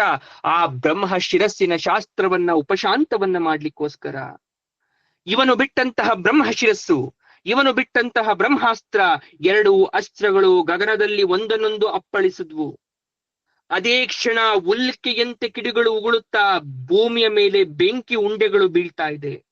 ಪರಸ್ಪರ ತೇಜಸ್ಸು ಇದ್ದಿದ್ರಿಂದ ಒಂದೂ ಶಾಂತ ಆಗ್ತಾ ಇಲ್ಲ. ಅದರ ಶಬ್ದವನ್ನ ಕೇಳಿ ಕಿವುಡುತನ ಬರುವಷ್ಟು ಶಬ್ದ ಬರ್ತಾ ಇದೆ. ಗಂಗಾ ತೀರದ ಗಿಡ ಮರಗಳೆಲ್ಲ ಹೊತ್ತಿ ಹುರಿತಾ ಇದೆ. ಕ್ಷಣ ಮಾತ್ರದಲ್ಲಿ ಬೂದಿ ಆಗೋದ್ವು. ಗಂಗೆಯಲ್ಲಿ ಜಲಚರಗಳು ಭಯಗೊಂಡು ಶಬ್ದ ಕಂಜಿ ಸಾಯ್ತಾ ಇದ್ದಾವೆ. ಭೂಮಿ ಕಂಪಿಸ್ತಾ ಇದೆ. ಅದೇ ಕ್ಷಣ ಬ್ರಹ್ಮ ಮಾನಸ ಪುತ್ರರಾದ ನಾರದರು, ಬ್ರಹ್ಮರ್ಷಿಗಳು, ಎಲ್ಲ ದೇವತೆಗಳು ಆಕಾಶದಲ್ಲಿ ಪ್ರತ್ಯಕ್ಷರಾದ್ರು. ವ್ಯಾಸರು ಜಪದಿಂದ ಮೇಲಕ್ಕೆದ್ರು. ಅಶ್ವತ್ಥಾಮನನ್ನ ಕಿಡಿಕಾರುವ ಕಂಗಳಿಂದ ದುರುಗುಟ್ಟಿ ನೋಡ್ತಾ ಇದ್ದಾರೆ. ಅಶ್ವತ್ಥಾಮ ತಲೆ ತಗ್ಗಿಸಿ ನಿಂತಿದ್ದಾನೆ. ಆಗ ಋಷಿಗಳು ಹೇಳ್ತಾ ಇದ್ದಾರೆ ದ್ರೋಣನ ಪುತ್ರನಿಗೆ, ದ್ರೋಣಪುತ್ರ, ಎಂತಹ ಅಕಾರ್ಯ ಮಾಡಿಬಿಟ್ಟೆ. ಯಾರಿಗಾಗಿ ಈ ಅಸ್ತ್ರ ಪ್ರಯೋಗ? ನಿನ್ನ ತಂದೆ ಬೇರಾರಿಗಾಗಲಿ ಹಿಂದೆಂದು ಉಪಯೋಗಿಸುತ್ತಿದ್ದ ಇದನ್ನ ಯುದ್ಧ ಮುಗಿದ ಬಳಿಕ ದುರ್ಯೋಧನ ಸತ್ತ ಮೇಲೆ ಯಾರ ಪ್ರಯೋಜನಕ್ಕಾಗಿ ಬಳಸದೆ? ಮುಂದೆ ಬರುವವರಿಗೆ ಇದು ಕೆಟ್ಟ ಮಾರ್ಗದರ್ಶನ. ಅಸ್ತ್ರವನ್ನ ಹಿಂತೆಗೆದುಕೋ, ಬೇಗ ಉಪಸಂಹಾರವನ್ನ ಮಾಡೋ ಅಂತ ಹೇಳಿದ್ರು. ಆ ಕ್ಷಣ ಅಶ್ವತ್ಥಾಮನಿಗೆ ಪ್ರಾಯಶ್ಚಿತ್ತ ಆಯ್ತು. ತಲೆಯನ್ನ ತಗ್ಗಿಸ್ತಾ ನಾಚಿಕೆ ಆಯ್ತು. ಆದ್ರೆ ಉಪಸಂಹಾರದ ವಿದ್ಯೆ ಅವನಿಗೆ ಗೊತ್ತಿಲ್ಲ. ಗುರುಗಳೇ, ಕ್ಷಮಿಸಿಬಿಡಿ ನನ್ನ ಈ ಕಾರ್ಯವನ್ನ. ನನ್ನ ತಂದೆ ಉಪಸಂಹಾರದ ವಿದ್ಯೆ ನನಗೆ ಹೇಳ್ಕೊಟ್ಟಿಲ್ಲ. ಆತ್ಮರಕ್ಷಣೆಗಾಗಿ ಅದನ್ನ ಬಿಟ್ಟೆ, ತಪ್ಪಾಯ್ತು ಅಂತ ಕಣ್ಣೀರನ್ನ ಇಡ್ತಾ ಇದ್ದಾನೆ. ಆಗ ಅರ್ಜುನನತ್ತ ಋಷಿಮುನಿಗಳು ನೋಡಿದ್ರು. ಅವರ ನೋಟದಿಂದ ಅರ್ಥ ಮಾಡ್ಕೊಂಡ ಅರ್ಜುನ ಹೇಳ್ತಾ ಇದ್ದಾನೆ, ಗುರುಗಳೇ, ನಾನು ನನ್ನ ಅಸ್ತ್ರವನ್ನ ಹಿಂತೆಗೆದುಕೊಳ್ಳಬಲ್ಲೆ. ಆದ್ರೆ ಬ್ರಹ್ಮ ಶಿರಸ್ಸನ್ನ ಅಶ್ವತ್ಥಾಮ ಬಿಟ್ಟಿದ್ದು ತನ್ನ ಗುರಿಯತ್ತ ನಮ್ಮತ್ತ ಹಾಯ್ದು ವಂಶವನ್ನೇ ನಾಶ ಮಾಡಿಬಿಡುತ್ತೆ. ಅದರ ಉಪಸಂಹಾರ ನನಗೆ ಗೊತ್ತು, ದ್ರೋಣರು ಹೇಳ್ಕೊಟ್ಟಿದ್ದಾರೆ. ಆದ್ರೆ ಯಾವ ವ್ಯಕ್ತಿ ಬಾಣವನ್ನ ಬಿಡ್ತಾನೋ ಅವನು ಅದನ್ನು ಉಪಸಂಹಾರ ಮಾಡ್ಬೇಕಲ್ವಾ? ಆಗ ಮಾತ್ರ ಅದು ಶಾಂತವಾಗುತ್ತಲ್ವಾ? ಈ ದುರಾತ್ಮನಿಗೆ ಉಪಸಂಹಾರ ಗೊತ್ತಿಲ್ಲ. ನನ್ನ ಬ್ರಹ್ಮಾಸ್ತ್ರ ಈವರೆಗೆ ಈ ಪಿಶಾಚನ ಅಸ್ತ್ರವನ್ನ ತಡೆ ಹಿಡ್ಕೊಂಡಿದೆ. ಆದ್ರೆ ಒಮ್ಮೆ ಬ್ರಹ್ಮಾಸ್ತ್ರ ಶಾಂತಿಯಾದ್ರೆ ಬ್ರಹ್ಮ ಶಿರಸ್ಸು ಶಾಂತವಾಗಬೇಕು. ಇಲ್ಲವಾದ್ರೆ ಅಪಾಯ ಆಗತ್ತೆ, ಲೋಕಕ್ಕೆ ಕಂಟಕ ಆಗತ್ತೆ. ಬ್ರಹ್ಮಾಸ್ತ್ರಕ್ಕೆ ಪ್ರತಿ ಅಸ್ತ್ರವಿಲ್ಲ. ಬ್ರಹ್ಮ ಶಿರಸ್ಸನ್ನ ಇದು ನುಂಗಿ ತೀರುತ್ತೆ. ಆದ್ರೆ ಇದಕ್ಕೆ ಬಹಳ ಸಮಯ ಹಿಡಿಯುತ್ತೆ. ಅಷ್ಟಲ್ಲಿ ಎಲ್ಲ ಸತ್ತೋಗ್ಬಿಟ್ಟಿರ್ತೇವೆ. ಬ್ರಹ್ಮ ಶಿರಸ್ಸು ಶಾಂತ ಆಗಬೇಕು ಅಂದ್ರೆ ಒಂದೇ ಉಪಾಯ ಗುರುಗಳೇ. ನನ್ನ ಗುರುಗಳು ಇದನ್ನು ಹೇಳ್ಕೊಟ್ಟಿದ್ರು. ಸರಿಯಾಗಿ ಬ್ರಹ್ಮಚರ್ಯ ಮಾಡದೆ ಯಾರಿದನ್ನ ಬಿಡ್ತಾನೋ ಅವನ ತಲೆಯನ್ನೇ ಆದ್ರೂ ಕತ್ತರಿಸುತ್ತೆ. ಅವನ ಕೈಲಿ ಉಪಸಂಹಾರವಿದ್ದವಾಗಲ್ಲ. ಆದ್ರೆ ಒಮ್ಮೆ ಬ್ರಹ್ಮಚರ್ಯವುಳ್ಳ ಮಹಾಯೋಗಿಯೊಬ್ಬ ಮಾತ್ರ ಇದನ್ನ ತನ್ನ ಉಜ್ವಲ ಬ್ರಹ್ಮಚರ್ಯದಿಂದ ಶಾಂತವಾಗಿಸ್ಬೋದು. ಏನ್ ಮಾಡ್ಬೇಕು ಹೇಳಿ ಗುರುಗಳೇ ಅಂತ ಅರ್ಜುನ ಗುರುಗಳನ್ನ ಕೇಳ್ತಾ ಇದ್ದಾನೆ. ಆಗ ವ್ಯಾಸರು ಹೇಳ್ತಾ ಇದ್ದಾರೆ, ಏನಾದ್ರೂ ಬ್ರಹ್ಮ ಶಿರಸ್ಸನ್ನ ಬ್ರಹ್ಮಾಸ್ತ್ರ ನಾಶ ಪಡಿಸಿದ್ರೆ ದೇಶದಲ್ಲಿ 11 ವರ್ಷಗಳ ಕಾಲ ಮಳೆ ಬೆಳೆ ಆಗೋದಿಲ್ಲ. ಬರಗಾಲ ಬಂದು ಇಡೀ ರಾಷ್ಟ್ರವೇ ನಾಶವಾಗುತ್ತೆ. ಇದರ ಉಪಯೋಗವನ್ನ ತಿಳಿದು ಇದನ್ನ ನೀನು ಉಪಯೋಗ ಮಾಡ್ಲಿಲ್ವಲ್ಲ, ಬಹಳ ಧನ್ಯ ಅರ್ಜುನ. ತಿಳಿದು ಉಪಯೋಗಿಸಿದ ಅಶ್ವತ್ಥಾಮ ಬ್ರಾಹ್ಮಣ ಕುಲಕ್ಕೆ ಮಸಿಯನ್ನ ಬಳದ, ಕುಲಾಧಮನಾದ. ಅರ್ಜುನ, ನೀನು ಬಿಟ್ಟ ಅಸ್ತ್ರವನ್ನ ಹಿಂತೆಗೆದುಕೋ. ಈ ದುಷ್ಟನ ತಲೆಯಲ್ಲಿ ದಿವ್ಯ ಮಣಿ ಹೊಂದಿದೆ, ಅದನ್ನ ಅವನು ಪಾಂಡವರಿಗೆ ಕೊಟ್ಟು ಬಿಡ್ಲಿ. ಇದನ್ನೇ ಶರಣಾಗತಿ ಅಂತ ಒಪ್ಸಿ ಅವನು ಕ್ಷಮೆಯನ್ನ ಕೇಳಿ. ಆಗ ಅಶ್ವತ್ಥಾಮ ಹೇಳ್ತಾ ಇದ್ದಾನೆ, ಗುರುಗಳೇ, ಲೋಕದ ಯಾವ ಎಲ್ಲ ಐಶ್ವರ್ಯಗಳನ್ನ ಒಟ್ಟಿಗೂಡಿಸಿದ್ರೂ ನನ್ನ ತಲೆಯ ಮಣಿಯ ಬೆಲೆ ಆಗಲಾರದು. ಅದಕ್ಕೆ ಸಮ ಅಲ್ಲ. ಅದು ನನ್ನ ತಲೆಯಲ್ಲಿದ್ದೇ ನಾನು ಅವಧ್ಯನಾಗಿದ್ದೆ. ನನಗೆ ಯಾವತ್ತೂ ರೋಗ ಬರಲ್ಲ, ಹಸಿವಾಗಲ್ಲ, ಭಯ ಆಗಲ್ಲ. ಇದನ್ನ ನಾನು ಕೊಡಲಾರೆ, ಬಿಡಲಾರೆ. ನನ್ನ ಅಸ್ತ್ರವು ವ್ಯರ್ಥವಾಗಲ್ಲ. ನಾನಿದ್ದನ್ನು ಉಪಸಂಹರಿಸಲೂ ಗೊತ್ತಿಲ್ಲ. ಬೇಕಾದ್ರೆ ಪಾಂಡವರನ್ನ ಉಳಿಸಿ ಉತ್ತರೆಯ ಗರ್ಭದ ಮೇಲೆ ಇದನ್ನ ತಿರುಗಿಸಿ ಆ ಭ್ರೂಣವನ್ನ ನಾಶ ಮಾಡಿದ್ರೆ ಅಸ್ತ್ರ ತನ್ನಿಂದ ತಾನೇ ಶಾಂತವಾಗತ್ತೆ ಎಂದುಬಿಟ್ಟ ಅದಮನಾದ ಅಶ್ವತ್ಥಾಮ. ವ್ಯಾಸರಿಗೆ ಕೋಪ ಬಂತು. ಎಲ್ಲವೋ ನೀಚ, ಹಾಗಾದರೂ ಮಾಡಿ ಸಾಗಿ, ಪಾಂಡವರಾದರೂ ಉಳಿಯಲಿ ಎಂದ. ಆ ವೇಳೆಗೆ ದ್ರೌಪದಿ, ಸುಭದ್ರೆ, ಉತ್ತರೆ, ಮಿಕ್ಕಂತಹ ಎಲ್ಲ ರಾಣಿಯರು ಆ ಗಂಗಾ ತೀರಕ್ಕೆ ಬರ್ತಾ ಇದ್ದಾರೆ ಅನರ್ಥವನ್ನ ತಿಳಿಲಿಕ್ಕೆ. ಕೃಷ್ಣ ಹೇಳ್ತಾ ಇದ್ದಂತಹ ಮಾತು ಎಲ್ಲರ ಕಿವಿಗೂ ಬಿತ್ತು. ನೀಚ ಅಶ್ವತ್ಥಾಮ, ಪಾಂಡವ ವಂಶ ಕುಡಿಯನ್ನು ಹಾಳು ಮಾಡಬೇಡ ಅಂತ ಕೃಷ್ಣ ಹೇಳ್ತಾ ಇದ್ದ. ಉಪಪ್ಲವ್ಯದಲ್ಲಿ ಈ ಉತ್ತರೆಯು ಅಭಿಮನ್ಯು ಇರ್ತಿದ್ದಂತಹ ಕಾಲದಲ್ಲಿ ಒಬ್ಬ ತೇಜಸ್ವಿ ಬ್ರಾಹ್ಮಣ ಅವಳ ಗರ್ಭಿಣಿಯಾದದ್ದನ್ನ ತಿಳಿದು ಒಂದು ಭವಿಷ್ಯವನ್ನ ನುಡಿದಿರ್ತಾನೆ. ಏನು ಅಮ್ಮ, ಕುರುಗಳೆಲ್ಲ ಪರೀಕ್ಷೀಣರಾದ್ಮೇಲೆ, ಅಂದ್ರೆ ಅವರೆಲ್ಲ ಸತ್ತೋದ್ಮೇಲೆ ನಿನ್ಗೆ ಒಂದು ಗರ್ಭಸ್ಥ ಭ್ರೂಣ ಮಗನಾಗಿ ಹುಟ್ಟುತ್ತೆ, ಅದರಿಂದ ಅವನಿಗೆ ಪರೀಕ್ಷಿತ ಅಂತ ಹೆಸರಿಡ್ರಿ ಅಂತ ಬ್ರಾಹ್ಮಣರು ಮೊದಲೇ ಭವಿಷ್ಯವನ್ನ ನುಡಿದ್ಬಿಟ್ಟಿರ್ತಾರೆ. ಅವರು ಹೇಳಿದಂತಹ ಮಾತು ಹುಸಿ ಆಗಬಾರ್ದು, ನಾನು ಬಿಡೋದಿಲ್ಲ ಅಂತ ಕೃಷ್ಣ ಹೇಳ್ತಾ ಇದ್ರೆ ಅಶ್ವತ್ಥಾಮ ಹೇಳ್ತಾ ಇದ್ದಾನೆ, ಕೃಷ್ಣ ನಿನ್ನ ಕಪಟ ಈ ಅಸ್ತ್ರದ ಮುಂದೆ ನಡೆಯೋದಿಲ್ಲ, ಅದು ತನ್ನ ಕೆಲಸವನ್ನ ಮಾಡಿ ತೀರುತ್ತೆ. ಈ ಭ್ರೂಣ ಸಾಯೋದನ್ನ ಯಾರು ತಡಿಲಿಕ್ಕಾಗಲ್ಲ, ರಕ್ಷಿಸು ನೋಡೋಣ ಅಂದ. ಕೃಷ್ಣನಿಗೆ ಕೋಪ ಬಂತು, ಖಂಡಿತ ರಕ್ಷಿಸುತ್ತೇನೆ. ಕಾಲ ಪುರುಷನಾಗಿ ಕುಖ್ಯಾತಿ ಪಡೆದು ಬಾಲಘಾತಿ ಎಂಬ ಅಪಕೀರ್ತಿಯೊಡನೆ ಪೂತನೆಯ ಹೆಸರಿನ ಸಮೀಕರಣದಲ್ಲಿ ಬದುಕಿನಲ್ಲಿಯೂ ಸಾಯುತ್ತಿರುವಾಗ, ಸತ್ತವರನ್ನ ಬದುಕಿಸುವಾಗ ಇನ್ನು ನೀನೆ ನೋಡು, ಸತ್ತು ಬದುಕುವವನೇ ಈ ಬಾಲಕ ನೋಡುತ್ತಿರು ಅಂತ ಕೃಷ್ಣ ಅರ್ಜುನಿಗೆ ಕಣ್ಸನ್ನೆ ಮಾಡ್ತಾನೆ. ಅರ್ಜುನ ಕಣ್ಣನ್ನ ಮುಚ್ತಾನೆ, ಭಕ್ತಿಯಿಂದ ಉಪಸಂಹಾರ ಮಂತ್ರವನ್ನ ಜಪಿಸಿ ಬ್ರಹ್ಮಾಸ್ತ್ರವನ್ನ ಶಾಂತಗೊಳಿಸ್ತಾ. ಅಶ್ವತ್ಥಾಮ ಬ್ರಹ್ಮಶಿರಸ್ಸು ಉತ್ತರೆಯ ದೇಹವನ್ನ ಹೊಕ್ಬಿಡ್ತು. ಅವಳ ಮೈಯೆಲ್ಲ ಉರಿತಾ ಗಗನನೆತ್ರಕ್ಕೆ ಅಗ್ನಿಜ್ವಾಲೆ ಎದ್ದು ಬಿಡ್ತು. ಅಪೂರ್ವವಾದ ಸಂದರ್ಭ ಅದು. ಅವಳ ದೇಹವನ್ನ ಸುಡ್ತಾ ಅಸ್ತ್ರ ಶಾಂತವಾಗ್ತಾ ಇದೆ. ಅರ್ಜುನ ನಿರ್ವಿಣ್ಣನಾಗಿ ನೋಡ್ತಾ ಇದ್ದಾನೆ. ಪಾಂಡವರ ಚಿಂತೆಯಿಂದ ವ್ಯಾಸರು, ದೇವತೆಗಳು, ನಾರದರು ಶೋಕಿಸ್ತಾ ಇದ್ದಾರೆ. ಕ್ಷಣ ಮಾತ್ರದಲ್ಲಿ ಉತ್ತರೆ ಜ್ಞಾನ ತಪ್ಪಿ ಭೂಮಿಯ ಮೇಲೆ ಬಿದ್ಬಿಟ್ಲು. ಮೈಯೆಲ್ಲ ಸುಟ್ಟು ಹೋಗಿದೆ. ಸ್ತ್ರೀಯರೆಲ್ಲ ಓಡು ಬಂದು ಅವಳನ್ನ ನೋಡ್ತಾ ಇದ್ದಾರೆ. ಅಕಾಲ ಗರ್ಭಸ್ತ್ರವಾಗಿ ಉತ್ತರ ಮೈಯಿಂದ ಆ ಭ್ರೂಣ ಸತ್ತು ಬೂದಿಯಾಗಿ ಕೆಳಗಡೆ ಬಿದ್ದೋಗುತ್ತೆ. ಕೃಷ್ಣ ಹೇಳಿದ ಮಾತು ಸುಳ್ಳಾಯ್ತು ಅಂತ ಅಶ್ವತ್ಥಾಮ ಖಳನಗೆಯನ್ನ ಬೀರ್ತಾ ವಿಜಯವನ್ನ ಸಾಧಿಸಿದವನಂತೆ ದುರ್ಯೋಧನ ಮಾಡ್ಕೊಂಡು ಕಣ್ಣೀರನ್ನ ಇಡ್ತಾ ಇದ್ದಾನೆ. ಆದ್ರೆ ಕೃಷ್ಣ ಅವನ ಮುಖವನ್ನ ನೋಡ್ತಾ ಯುಧಿಷ್ಠಿರನ ಕಡೆಗೆ ತಿರುಗಿ, ಈಗ ನೋಡು ಪವಾಡ ಅಂತ ಹೇಳ್ತಾ ಇದ್ದಾನೆ. ಈ ಶಸ್ತ್ರಾಗ್ನಿಯಿಂದ ಸುಟ್ಟ ಮಗುವನ್ನ ಬದುಕಿಸ್ತೀನಿ, ನನ್ನ ತಪಶಕ್ತಿಗೆ ಇದು ಸವಾಲು ಅನ್ನುತ್ತಾ ಆಕಾಶದತ್ತ ನೋಡಿ ಶಪಥ ಮಾಡ್ತಾ ಇದ್ದಾನೆ ಕೃಷ್ಣ. ಏನಂತ? ಯದಿಮೇ ಬ್ರಹ್ಮಚರ್ಯಂ ಸ್ಯಾತ್ ಮೈ ಸತ್ಯಂ ಚ ತಿಷ್ಠತಿ ಅವ್ಯಾಹತಂ ಮಮೈಶ್ವರ್ಯಂ ತೇನ ಜೀವತು ಬಾಲಕಃ ಅಂತ ನುಡಿದುಬಿಟ್ಟ ಕೃಷ್ಣ. ನಾನು ಉಜ್ವಲ ಬ್ರಹ್ಮಚಾರಿ ಆಗಿದ್ರೆ, ಸತ್ಯ ಅನ್ನೋದು ನನ್ನ ಮನೆ ಮಾಡಿಕೊಂಡಿದ್ರೆ, 3 ಲೋಕಕ್ಕೂ ಬ್ರಹ್ಮ, ರುದ್ರ, ಇಂದ್ರಾದಿ ಸಕಲ ದೇವತೆಗಳಿಗೂ ನಾನು ಒಡೆಯನಾಗಿದ್ರೆ, ನಾನೇ ಜಗದೀಶ್ವರ ಅನ್ನೋದು ಸತ್ಯ ಆಗಿದ್ರೆ, ಈ ಸತ್ತ ಬಾಲಕ ಬದುಕಿ ಬರಲಿ. ಉರಿದು ಬಿದ್ದ ಆ ಬಾಲನ ಶವದ ಕಡೆ ಹೋಗಿ ತನ್ನ ಬಲಗಾಲಿನ ಪಾದಾಂಗುಷ್ಟದಿಂದ ಸ್ಪರ್ಶವನ್ನ ಮಾಡ್ದ. ಕೃಷ್ಣ ಅವತಾರದಲ್ಲೇ ಇಲ್ಲಿಯ ತನಕ ಯಾವತ್ತೂ ಕೂಡ ಪ್ರತಿಜ್ಞೆಯನ್ನ ಮಾಡದ ಕೃಷ್ಣ ಅವತ್ತು ಮಾಡಿದ. ಪ್ರತಿಜ್ಞೆಯನ್ನ ಕೇಳಿದಂತಹ ವ್ಯಾಸರು, ಪಾಂಡವರು, ದ್ರೌಪದಿ ಮೊದಲಾದ ರಾಣಿಯರು, ದೇವಗಂಧರ್ವರು ಭಯಭೀತರಾಗಿ ಆನಂದ ಬಾಷ್ಪವನ್ನ ಸುರಿಸ್ತಾ ಇದ್ದಾರೆ. ಅದೇ ಕ್ಷಣ ಕೃಷ್ಣನ ಕಾಲಿಗೆ ಸ್ಪರ್ಶವಾದಂತಹ ಅದು ಉರಿಗೊಳ್ಳಿ ಸರ್ವಾಂಗ ಪುಷ್ಪವಾಗಿ ಚೆಲುವಾದ ಶಿಶುವಾಗಿ ಪರಿಣಮಿಸ್ತು. ಉರಿಯುತ್ತಿದ್ದಂತಹ ಮೈಯಲ್ಲೂ ಉತ್ತರೆ ಆ ಮಗುವಿನ ಅಳುವಿನ ಶಬ್ದವನ್ನ ಕೇಳಿ ಸಂತಸಗೊಂಡ್ಲು. ಅಶ್ವತ್ಥಾಮನ ಮುಖ ಬಾಡಿತು. ದೇವತೆಗಳು ಕೃಷ್ಣನ ಮೇಲೆ ಹೂಮಳೆಗೆರಿತಾರೆ. ಅವನ ರಕ್ಕಸ ಸಂತಸ ಅಡಗಿಸ್ತು. ಆಗ ಕೃಷ್ಣ ಅವನೆಡೆಗೆ ತಿರುಗಿ ಹೇಳ್ತಾ ಇದ್ದಾನೆ, ಎಲ್ಲೋ ದುರಾತ್ಮ, ಇಗೋ ನನ್ನ ಶಾಪ. 3000 ವರ್ಷ ಕಾಲ ಈ ಭೂಮಿಯನ್ನು ಸುತ್ತುತ್ತಾ ನಿಂತಲ್ಲಿ ನಿಲ್ಲದೆ ನಿರಾಶ್ರಯನಾಗಿ ಯಾರಿಗೂ ತಿಳಿಯದಂತೆ ಅಜ್ಞಾತ ವಾಸವನ್ನ ಮಾಡ್ತಾ ನಿರ್ಜನ ದೇಶಗಳಲ್ಲಿ ಅಸಹ್ಯನಾಗಿ ನಿರಾನಂದನಾಗಿ ಕಾಲ ಕಳಿತ ಚಿರಂಜೀವಿಯಾಗಿಯೇ ಸಾಯಿ. ನಿನ್ನ ಮೈಯಲ್ಲಿ ಸಕಲ ರೋಗಗಳು ನೆಲೆಸಿ ದುರ್ಗಂಧಮಯವಾಗಿ ರಕ್ತ ಬಿರಿದು ಸೋರ್ತ ಅಶಾಂತಿಯಾಗಿ ಪಿಶಾಚಿಯಂತೆ ಅಲೆಯುತ್ತಿರು. ನೀನು ಕೊಲ್ಲಲೆಳೆಸಿದ ಈ ಬಾಲ ಪ್ರಾಪ್ತ ವಯಸ್ಕನಾಗಿ ಸಕಲ ಶಾಸ್ತ್ರವನ್ನ ತಿಳಿದು ಧರ್ಮವಿದನಾಗಿ ಕೃಪನಿಂದಲೇ ವಿದ್ಯೆ ಕಲಿತು ಅಲ್ಲಿಂದ ಮುಂದೆ 60 ವರ್ಷ ಧರ್ಮರಕ್ಷಕನಾಗಿ ರಾಜ್ಯಭಾರ ಮಾಡ್ತಾನೆ.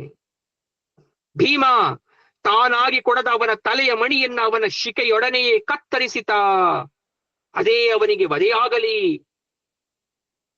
ಅಂತ ಕೃಷ್ಣ ನುಡಿದು ಬಿಟ್ಟ. ಅಂತಹ ದುಃಖದಲ್ಲೂ ದ್ರೌಪದಿ ಹೇಳ್ತಾ ಇದ್ದಾಳೆ, ಕೃಷ್ಣ ಎಷ್ಟಾದರೂ ಗುರುಪುತ್ರ ಬಿಟ್ಟು ಬಿಡಿ ಅವನನ್ನ, ನಮ್ಮ ಕರ್ಮ ಫಲವನ್ನ ನಾವು ಅನುಭವಿಸ್ತೇವೆ. ಆ ಕೊಲೆಗಡುಕ ಬ್ರಾಹ್ಮಣನಿಗೆ ಆ ಸಂದರ್ಭದಲ್ಲೂ ತಲೆಬಾಗಿ ನಮಸ್ಕರಿಸ್ತಾಳೆ. ಆದ್ರೆ ಕೃಷ್ಣನ ಶಾಪ, ಅವನ ಶರೀರ ಕೆಟ್ಟ ವಾಸನೆ ಪಡೀತಾ ಇದೆ, ರೋಗ ಆವರಿಸ್ತಾ ಇದೆ, ಅಯ್ಯೋ ಅಂತ ಚೀರ್ತಾ ಅದೃಶ್ಯನಾಗೋದ. ಆಗ ದ್ರೌಪದಿ ಹೇಳ್ತಾ ಇದ್ದಾಳೆ, ಆ ದಿವ್ಯಮಣಿ ಭೂಮಿ ಮೇಲೆ ಬಿತ್ತು, ಅಶ್ವತ್ಥಾಮ ಮಾಯವಾದ. ಆ ದಿವ್ಯಮಣಿಯನ್ನ ದ್ರೌಪದಿ ಎತ್ಕೊಂಡ್ಲು. ದೊರೆಯಾದ ಧರ್ಮರಾಜ ದಿನವೂ ತಲೆಯಲ್ಲಿ ಇದನ್ನ ಧರಿಸ್ಲಿ, ಗುರುವಿನ ಉಚ್ಚಿಷ್ಟ ಪ್ರಸಾದ ಅಂತ ತಿಳ್ಕೊಳ್ಳಿ ಅಂತ. ಆಗ ಕೃಷ್ಣ ದ್ರೌಪದಿಯನ್ನ, ಸುಭದ್ರೆಯನ್ನ, ಉತ್ತರೆಯನ್ನ ಸಂತೈಸಿ ಎಲ್ಲರೂ ಶಿಬಿರಗಳಿಗೆ ಹೋಗ್ಲಿಕ್ಕೆ ರಥವನ್ನ ಏರ್ತಾ ಇದ್ದಾರೆ. ಅವತ್ತು ನಡೆಯಬಾರದು ನಡೆದು ಹೋಗಿದ್ರು ಕೂಡ ಕೇಶವ ಪಾಂಡವ ವಂಶವನ್ನ ರಕ್ಷಣೆ ಮಾಡ್ದ. 18 ದಿನದ ಆ ರಾತ್ರಿಯೂ ಕೂಡ ಅಚಾತುರ್ಯ ನಡೆದು ಹೋಯಿತು. 19ನೆಯ ದಿನ ಮಧ್ಯಾಹ್ನದ ವೇಳೆ ಪಾಂಡವರು ಅಶ್ವತ್ಥಾಮನ ಅನಾಹುತದಿಂದಾಗಿ ಪಾರಾದ್ರು. ಮುಂದೇನ್ ಮಾಡ್ಬೇಕು ಅಂತ ಆಲೋಚನೆಯಲ್ಲಿ ಮಗ್ನರಾಗಿದ್ದಾರೆ. ಕೃಷ್ಣ ಹೇಳ್ತಾ ಇದ್ದಾನೆ ಪಾಂಡವರಿಗೆ, ಪಾಂಡವರೇ, ನಾವು ವಿಜಯಿಗಳಾಗಿದ್ದಾವೆ. ಈ ದಿನ ಸಂಜೆ ಗೋಧೂಳಿ ಲಗ್ನದಲ್ಲಿ ನಗರ ಪ್ರವೇಶವನ್ನ ಮಾಡೋಣ. ಮೊದಲು ಧೃತರಾಷ್ಟ್ರನಿಗೆ ಈ ವಾರ್ತೆಯನ್ನ ಹೇಳಿ ಕಳಿಸಿ. ಆಗ ಮತ್ತೆ ಯುಧಿಷ್ಠಿರ ನೆನಪಿಸ್ತಾ ಇದ್ದಾನೆ, ಕೃಷ್ಣ, ಎಲ್ಲ ಮಕ್ಕಳನ್ನು ಕಳ್ಕೊಂಡಿರ್ತಕ್ಕಂಥ ಧೃತರಾಷ್ಟ್ರನಿಗೆ ನೀನೇ ಸಮಾಧಾನವನ್ನ ಮಾಡ್ಬೇಕು. ಆಯ್ತು, ಮೊದಲು ನಾವು ಉತ್ಸವವನ್ನ ಆಚರಿಸುವ ಮೊದಲು ಭೀಷ್ಮನ ಬಳಿಗೆ ಹೋಗಿ ಶುಭವಾರ್ತೆಯನ್ನ ಹೇಳಿ ಆಶೀರ್ವಾದವನ್ನ ಪಡ್ಕೊಂಡ್ ಬರೋಣ ಅಂತ ಹೇಳಿದ್ರು. ಎಲ್ಲರೂ ಸತ್ರು ಕೂಡ ಇಚ್ಛಾಮರಣಿಯಾದ ಭೀಷ್ಮ ದಕ್ಷಿಣಾಯನ ಮುಗಿದು ಉತ್ತರಾಯಣವಾದ ಪ್ರಾರಂಭಕ್ಕೆ ಅದೇ ಶರಶಯ್ಯೆಯಲ್ಲಿ ಮಲಗಿದ್ದಾನೆ, ಜೀವವನ್ನ ಬಿಡದೆ. ಉತ್ತರೆಯ ಸುರಕ್ಷಿತವಾದ ಚಾರರು ರಥದಲ್ಲಿ ಮೊದಲು ಅರಮನೆಗೆ ಹೋದ್ರು. ದ್ರೌಪದಿ, ಸುಭದ್ರೆ, ಪಾಂಡವರು ಕೂಡ ಇಲ್ಲೇ ಉಳ್ಕೊಂಡಿದ್ದಾರೆ. ಪಾಂಡವರು ಯುದ್ಧ ವಸ್ತ್ರವನ್ನ ಬಿಚ್ಚಿದ್ರು, ಬೇರೆ ಬಟ್ಟೆಗಳನ್ನ ಹಾಕೊಂಡ್ರು. ಎಲ್ಲರೂ ಭೀಷ್ಮ ದರ್ಶನಕ್ಕೆ ಹೋದ್ರು. ಒಂದು ರಥದಲ್ಲಿ ದ್ರೌಪದಿ ಸುಭದ್ರೆಯರು ಕೂಡ ಬರ್ತಾ ಇದ್ದಾರೆ. ಮೆರವಣಿಗೆಯ ಮೊದಲಲ್ಲಿ ಕೃಷ್ಣನೇ ಇದ್ದ, ಒಂದು ಬಿಳಿ ಕುದುರೆ ಮೇಲೆ. ಭೀಷ್ಮನ ಶರೀರವನ್ನ ಯಾರೂ ಗುರುತಿಸಲಾರದಷ್ಟು ಕೃಶವಾಗೋಗಿದೆ. ಕಣ್ಣುಗಳು ಗುಳಿಬಿದ್ದು ಕಣ್ಣಿನ ಗುಡ್ಡೆಯೇ ಇಲ್ಲದಂತಾಗಿದೆ. ಗಲ್ಲಗಳು ನೇತಾಡ್ತಾ ಇದೆ. ಮುಖದಲ್ಲಿ ಎದ್ದು ಕಾಣುತ್ತಿರೋದು ಕೇವಲ ಭೀಷ್ಮನ ಎತ್ತರವಾದ ಮೂಗು, ಹುಬ್ಬು, ನೆತ್ತಿ ಮಾತ್ರ. ಬಿಳಿಯ ನೀಲಗಡ್ಡ ಈಗ ಶಿಸ್ತಿಲ್ಲದೆ ಹಳದಿ ಬಣ್ಣಕ್ಕೆ ತಿರುಗ್ಬಿಟ್ಟಿದೆ. ಜಡಕಟ್ಟಿ ಕೊರಳಿನ ಎರಡೂ ಕಡೆ ಹರಿದೋಗ್ಬಿಟ್ಟಿದೆ. ಅವನನ್ನು ಭೂಮಿಯಿಂದ ಬೇರ್ಪಡಿಸಿ ಎತ್ತಿ ಹಿಡಿದಿರುವ ಬಾಣಗಳು ಮಾತ್ರ ಹಾಗೆ ನಿಷ್ಠೆಯಿಂದ ನಿಂತ್ಕೊಂಡಿದೆ. ತಲೆಯ ಬದಿಯಲ್ಲಿ ಭಾಗೀರಥಿ ಗಂಗೆ ಇನ್ನೂ ಕೂಡ ಬುಗ್ಗಿಯಂತೆ ಮೇಲೇಳ್ತಾ ಜುಳು ಜುಳು ಶಬ್ದ ಮಾಡ್ತಾ ಮಗನ ಉಪಚಾರಕ್ಕೆ ನಿಂತ್ಕೊಂಡಿದ್ದಾಳೆ. 4 ಅರಮನೆಯ ಸೇವಕರು ಆತನನ್ನ ಕಾಯ್ತಾ ಇದ್ರು. ಆದಾಗ ದಾಹ ಶಮನಕ್ಕೆ ಗಂಗಾ ತೀರ್ಥವನ್ನ ಅವನ ಬಾಯಿಗೆ ಹಾಕ್ತಾ ಇದ್ರು. ಭೀಷ್ಮನ ಶರಶಯ್ಯೆಯ ಸುತ್ತ ಕಾತದಲ್ಲಿ ಗಂಗಾ ತೀರ್ಥ ಹರಿತಾ ಇದೆ. ಶರೀರದ ರಕ್ತ ಮಾಂಸ ಬಸಿಯುತ್ತಾ ದುರ್ನಾತವನ್ನ ಕಳಿಲಿಕ್ಕೆ ಆವಾಗ ಸುಗಂಧ ದ್ರವ್ಯಗಳನ್ನ, ಹೊಗೆಯನ್ನ ದಿನನಿತ್ಯ ಕೂಡ ಅವರು ಹಾಕ್ತಾ ಇದ್ರು. ಭೀಷ್ಮನಿಗೆ ಮಾತ್ರ ಯಾವುದ್ರ ಮೇಲೂ ಜ್ಞಾನವಿಲ್ಲ. ಕಣ್ಣನ್ನ ಮುಚ್ಚಿದ ಸ್ಥಿತಿಯಲ್ಲೇ ಹರಿ, ವಾಸುದೇವ, ಕೃಷ್ಣ, ಕೇಶವ, ಗೋವಿಂದ, ಮುಕುಂದ ಅಂತ ಕ್ಷೀಣಸ್ವರದಲ್ಲಿ ಉಚ್ಚರಿಸ್ತಾ ಇದ್ದಾನೆ. ಭೀಷ್ಮ ತನ್ನ ಜೀವಿತದ ತಪ್ಪು ಒಪ್ಪುಗಳನ್ನ ಪರಾಮರ್ಶಿಸ್ತಾ ಇದ್ದಾನೆ. ದಿನವೂ ಯುದ್ಧ ವಾರ್ತೆಯನ್ನ ಚಾರರಿಂದ ಕೇಳ್ತಾ ಇದ್ದಾನೆ. ಅಶ್ವತ್ಥಾಮನ ಕೃತ್ಯದ ಬಗೆಗೂ ಕೇಳಿ ಕಣ್ಣೀರನ್ನ ಹಾಕಿ ಮಲಗಿದ್ದಲ್ಲೇ ಮಲಗಿದ್ದ. ಪಾಂಡವರು ಬಂದದ್ದನ್ನ ಗ್ರಹಿಸಿದಂತಹ ಭೀಷ್ಮ ಕಣ್ಣಂಚಲ್ಲಿ ನೀರನ್ನ ಸುರಿಸ್ತಾ ಇದ್ದಾನೆ. ಧರ್ಮಜಾದಿಗಳು ಕುದುರೆಗಳಿಂದಿದ್ದು ಬಂದು ವೃದ್ಧ ಪಿತಾಮಹನ ಪಾದಕ್ಕೆ ನಮಸ್ಕಾರವನ್ನ ಮಾಡಿ ಮಂಡಿಯೂರಿ ಕೆಳಗಡೆ ಕೂತ್ಕೊಂಡ್ರು. ದ್ರೌಪದಿ ಸುಭದ್ರೆ ಕೂಡ ಇದ್ದಾರೆ. ಕೃಷ್ಣ ಕೊನೆಯವನಾಗಿ ಬರ್ತಾ ಇದ್ದಾನೆ. ಭೀಷ್ಮ ನಿಧಾನವಾಗಿ ಕಣ್ಣನ್ನ ತೆರೆದು ಎಲ್ಲರ ಮೇಲೂ ದೃಷ್ಟಿಯನ್ನ ಬೀರಿ ಧರ್ಮಜನನ್ನೇ ನೋಡ್ತಾ ಇದ್ದ.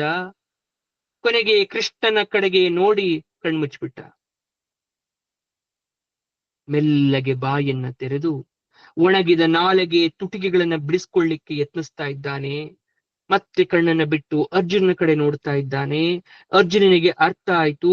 ಹೋಗಿದವನೇ ಕೈಗಳಲ್ಲಿ ಬೊಗಸೆ ಮಾಡಿ ಗಂಗಾ ತೀರ್ಥವನ್ನ ತಂದು ಕೊಂಚ ಕೊಂಚ ಅವನ ಬಾಯಿಗೆ ಹಾಕ್ತಾ ಇದ್ದಾನೆ. ಮುಖವನ್ನ ಒದ್ದೆ ಮಾಡಿ ಕೈಗಳಿಂದ ಮುಖವನ್ನ ಸವರ್ತಾ ಇದ್ದಾನೆ. ಎಲ್ರು ಹತ್ರ ಇದ್ದಾರೆ. ಮತ್ತೆ ಭೀಷ್ಮ ಕೃಷ್ಣನ ಮುಖವನ್ನ ನೋಡ್ತಾನೆ. ಕೃಷ್ಣ ಅವನ ಕಣ್ಣಲ್ಲೇ ಕೃಪೆಯನ್ನ ಸೂಸ್ತಾ ಅವನನ್ನ ಆಶೀರ್ವಾದವನ್ನ ಮಾಡ್ತಾನೆ.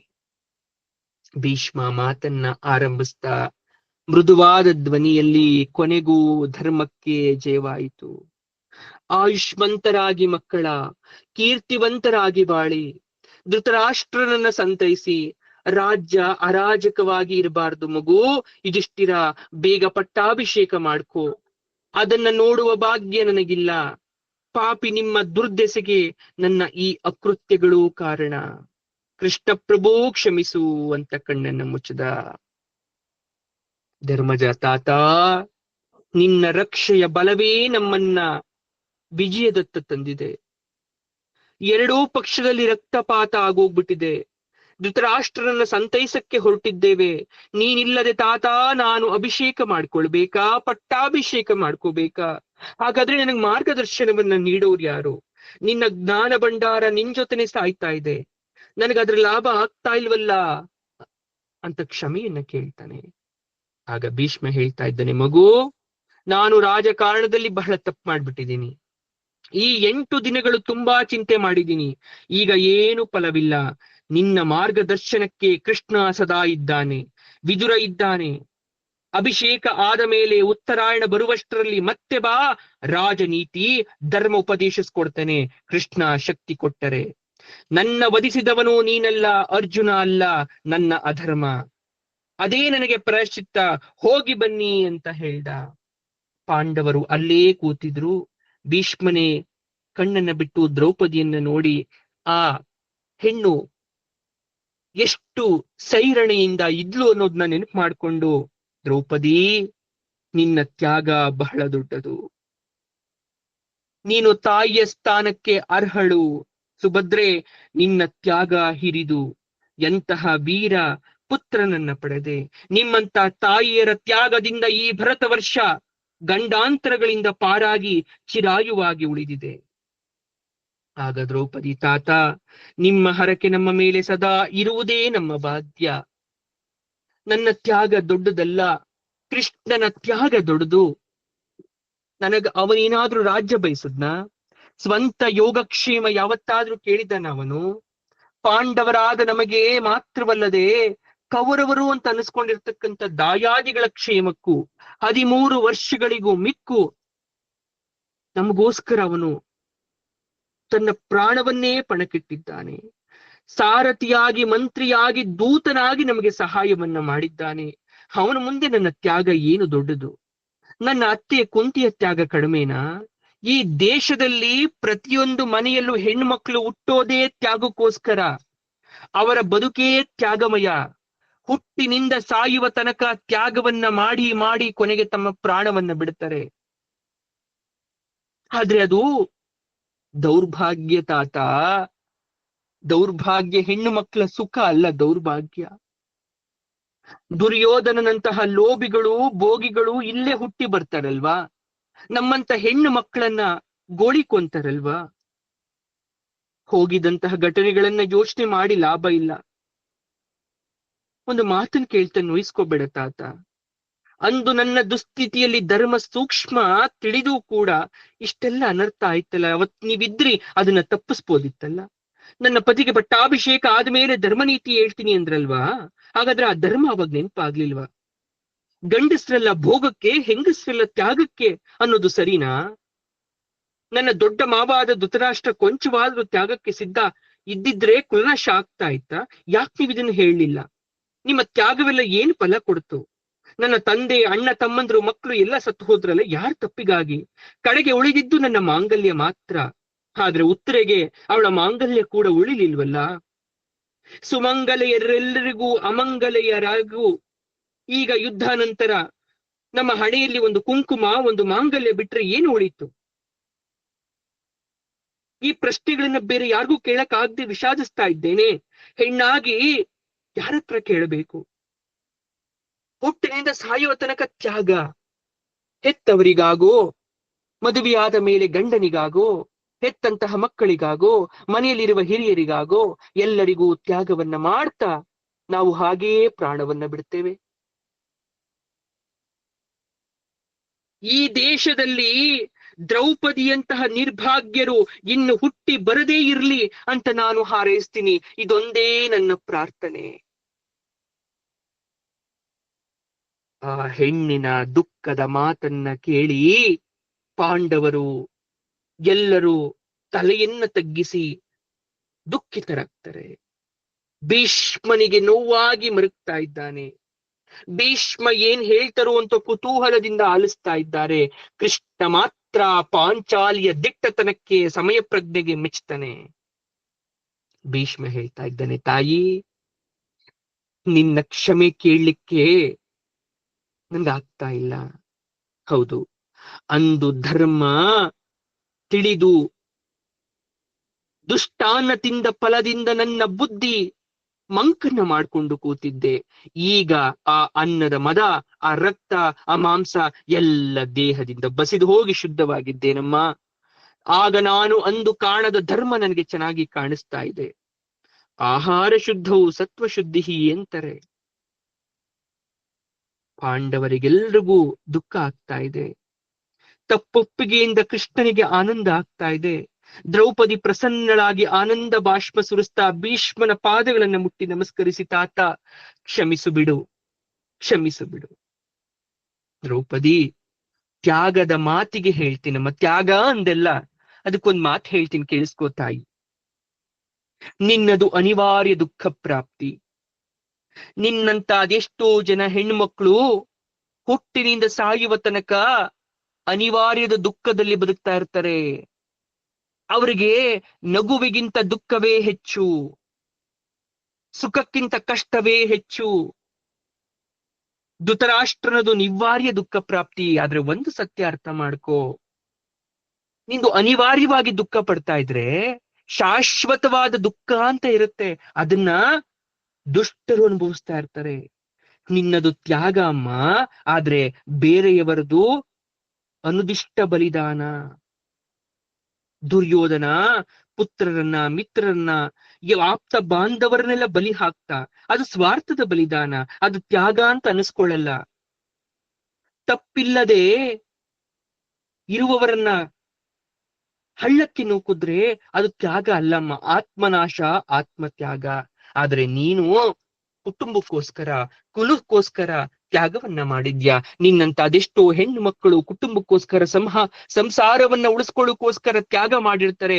ಅವರದು ಎಂದು ಮುಗಿಯದ ತ್ಯಾಗ. ಅದಕ್ಕೆ ಸರ್ವ ಲೋಕಗಳಲ್ಲೂ ಬೆಲೆಯುಂಟು. ನಿನಗಾಗೇ ಹೇಳ್ತಾ ಇದ್ದೇನೆ, ರಾಜಸೂಯದ ಕೊನೆಯಲ್ಲಿ ಕುಲನಾಶ ಆಗತ್ತೆ ಅಂತ ವ್ಯಾಸರು ಭವಿಷ್ಯ ನುಡಿದಿದ್ರು. ನೀನು ಬರೀ ನೆಪವಾದೆ. ನಿನ್ನ ತಪ್ಪು ಏನು ಇಲ್ಲ, ಕೊರಗ್ಬಿಡಮ್ಮ. ಇದರ ಹೊಣೆ ದುರ್ಯೋಧನನದ್ದು, ಧೃತರಾಷ್ಟ್ರನದ್ದು. ಅವರು ಬಲಿ ದಂಡ ತೆತ್ತರು, ನೀನು ತ್ಯಾಗ ಮಾಡ್ದೆ. ಆದ್ರೆ ಇವತ್ತು ಹೆಸರು ಉಳ್ಕೊಂಡಿದ್ದು ನಿಮಗೆ, ಅವ್ರಿಗಲ್ಲ. ಒಂದು ಬೇಜಾರ್ ಪಡ್ಬೇಡ ತಾಯಿ, ಕೇಳು. ಒಂದು ಮಾತನ್ನ ಹೇಳ್ತೀನಿ, ಕೇಳಿಸ್ಕೊ. ನೀನು ಜೂಜಾಟಕ್ಕೆ ಬರಬಾರ್ದಿತ್ತು. ದೊರೆಯ ದುರ್ವ್ಯಸನಗಳಲ್ಲಿ ಜೂಜು ಕೂಡ ಒಂದು ಅಂತ ಹೇಳ್ತಾರೆ ಶಾಸ್ತ್ರಜ್ಞರು. ಅದರಲ್ಲಿ ಹೆಂಡತಿಯನ್ನ ಜೂಜಾಡಿದ್ದು ತೀರಾ ಧರ್ಮ. ಆಗ ಧರ್ಮಜ ಹೇಳ್ತಾನೆ, ಹಾಗಾದ್ರೆ ಯಾಕೆ ತಾತ ಈ ಮಾತನ್ನಲ್ಲೇ ಹೇಳಲಿಲ್ಲ? ಅಲ್ಲೇ ಹೇಳಿದ್ನಲ್ಲ, ಪತ್ನಿಯನ್ನು ಇಟ್ಟು ಜೂಜಾಡಿದ್ದು ಮೊದಲನೇ ತಪ್ಪು ಅಂತ ತಾತ. ನೀವು ಕೇಳಿಸ್ಕೊಳ್ಳಿಲ್ಲ. ಇತಿಹಾಸ ಇರುವವರೆಗೂ ಇನ್ನು ಚರ್ಚೆ ಆಗುತ್ತೇ ಇರುತ್ತೆ ಇದ್ರ ಬಗ್ಗೆ. ಯಾರು ಎಷ್ಟೇ ಸಮಾಧಾನವನ್ನ ಮಾಡಿದ್ರೂ ಕೂಡ ಭೀಷ್ಮನದು ತಪ್ಪು ಅಥವಾ ಧರ್ಮನದು ತಪ್ಪು ಅಂತ ಈ ಲೋಕ ಮಾತಾಡ್ತಾ ಇರುತ್ತೆ. ಅದನ್ನ ನಾವು ತಪ್ಸಕ್ಕಾಗಲ್ಲ. ಈಗ ಆ ಎಲ್ಲ ವಿಚಾರವನ್ನ ಬಿಡಿ. ಕೃಷ್ಣ ಹೇಳ್ತಾನೆ, ಧೃತರಾಷ್ಟ್ರನ ಭೇಟಿಯಾಗಬೇಕು, ಅವನನ್ನ ಸಮಾಧಾನ ಪಡಿಸಿ ಯುಧಿಷ್ಠಿರನಿಗೆ ಪಟ್ಟವನ್ನ ಕಟ್ಟಬೇಕು ಅಂತ ಎಲ್ಲರೂ ಭೀಷ್ಮನಿಗೆ ವಂದಿಸಿ ಕೊಡ್ಲಿಕ್ಕೆ ಸಿದ್ಧರಾಗ್ತಾ ಇದ್ದಾರೆ. ಹಾಗಾದ್ರೆ ಈಗ ಹಸ್ತಿನಾವತಿಗೆ ಎಲ್ಲರೂ ಹೋಗಿ ಮುಂದೆ ಆಗ್ತಕ್ಕಂಥ ವಿಚಾರಗಳ ಬಗ್ಗೆ ಏನು ಅನ್ನೋದನ್ನ ನಾವು ಸೋಮವಾರದ ತರಗತಿಯಲ್ಲಿ ತಿಳ್ಕೊಳ್ಳೋಣ. ಅಲ್ಲಿ ತನಕ ಸರ್ವಂ ಶ್ರೀ ಕೃಷ್ಣಾರ್ಪಣಮಸ್ತು ಅಂತ ಅನ್ನಿಸ್ಕೊಳ್ಳೋಣ. ಧನ್ಯವಾದ.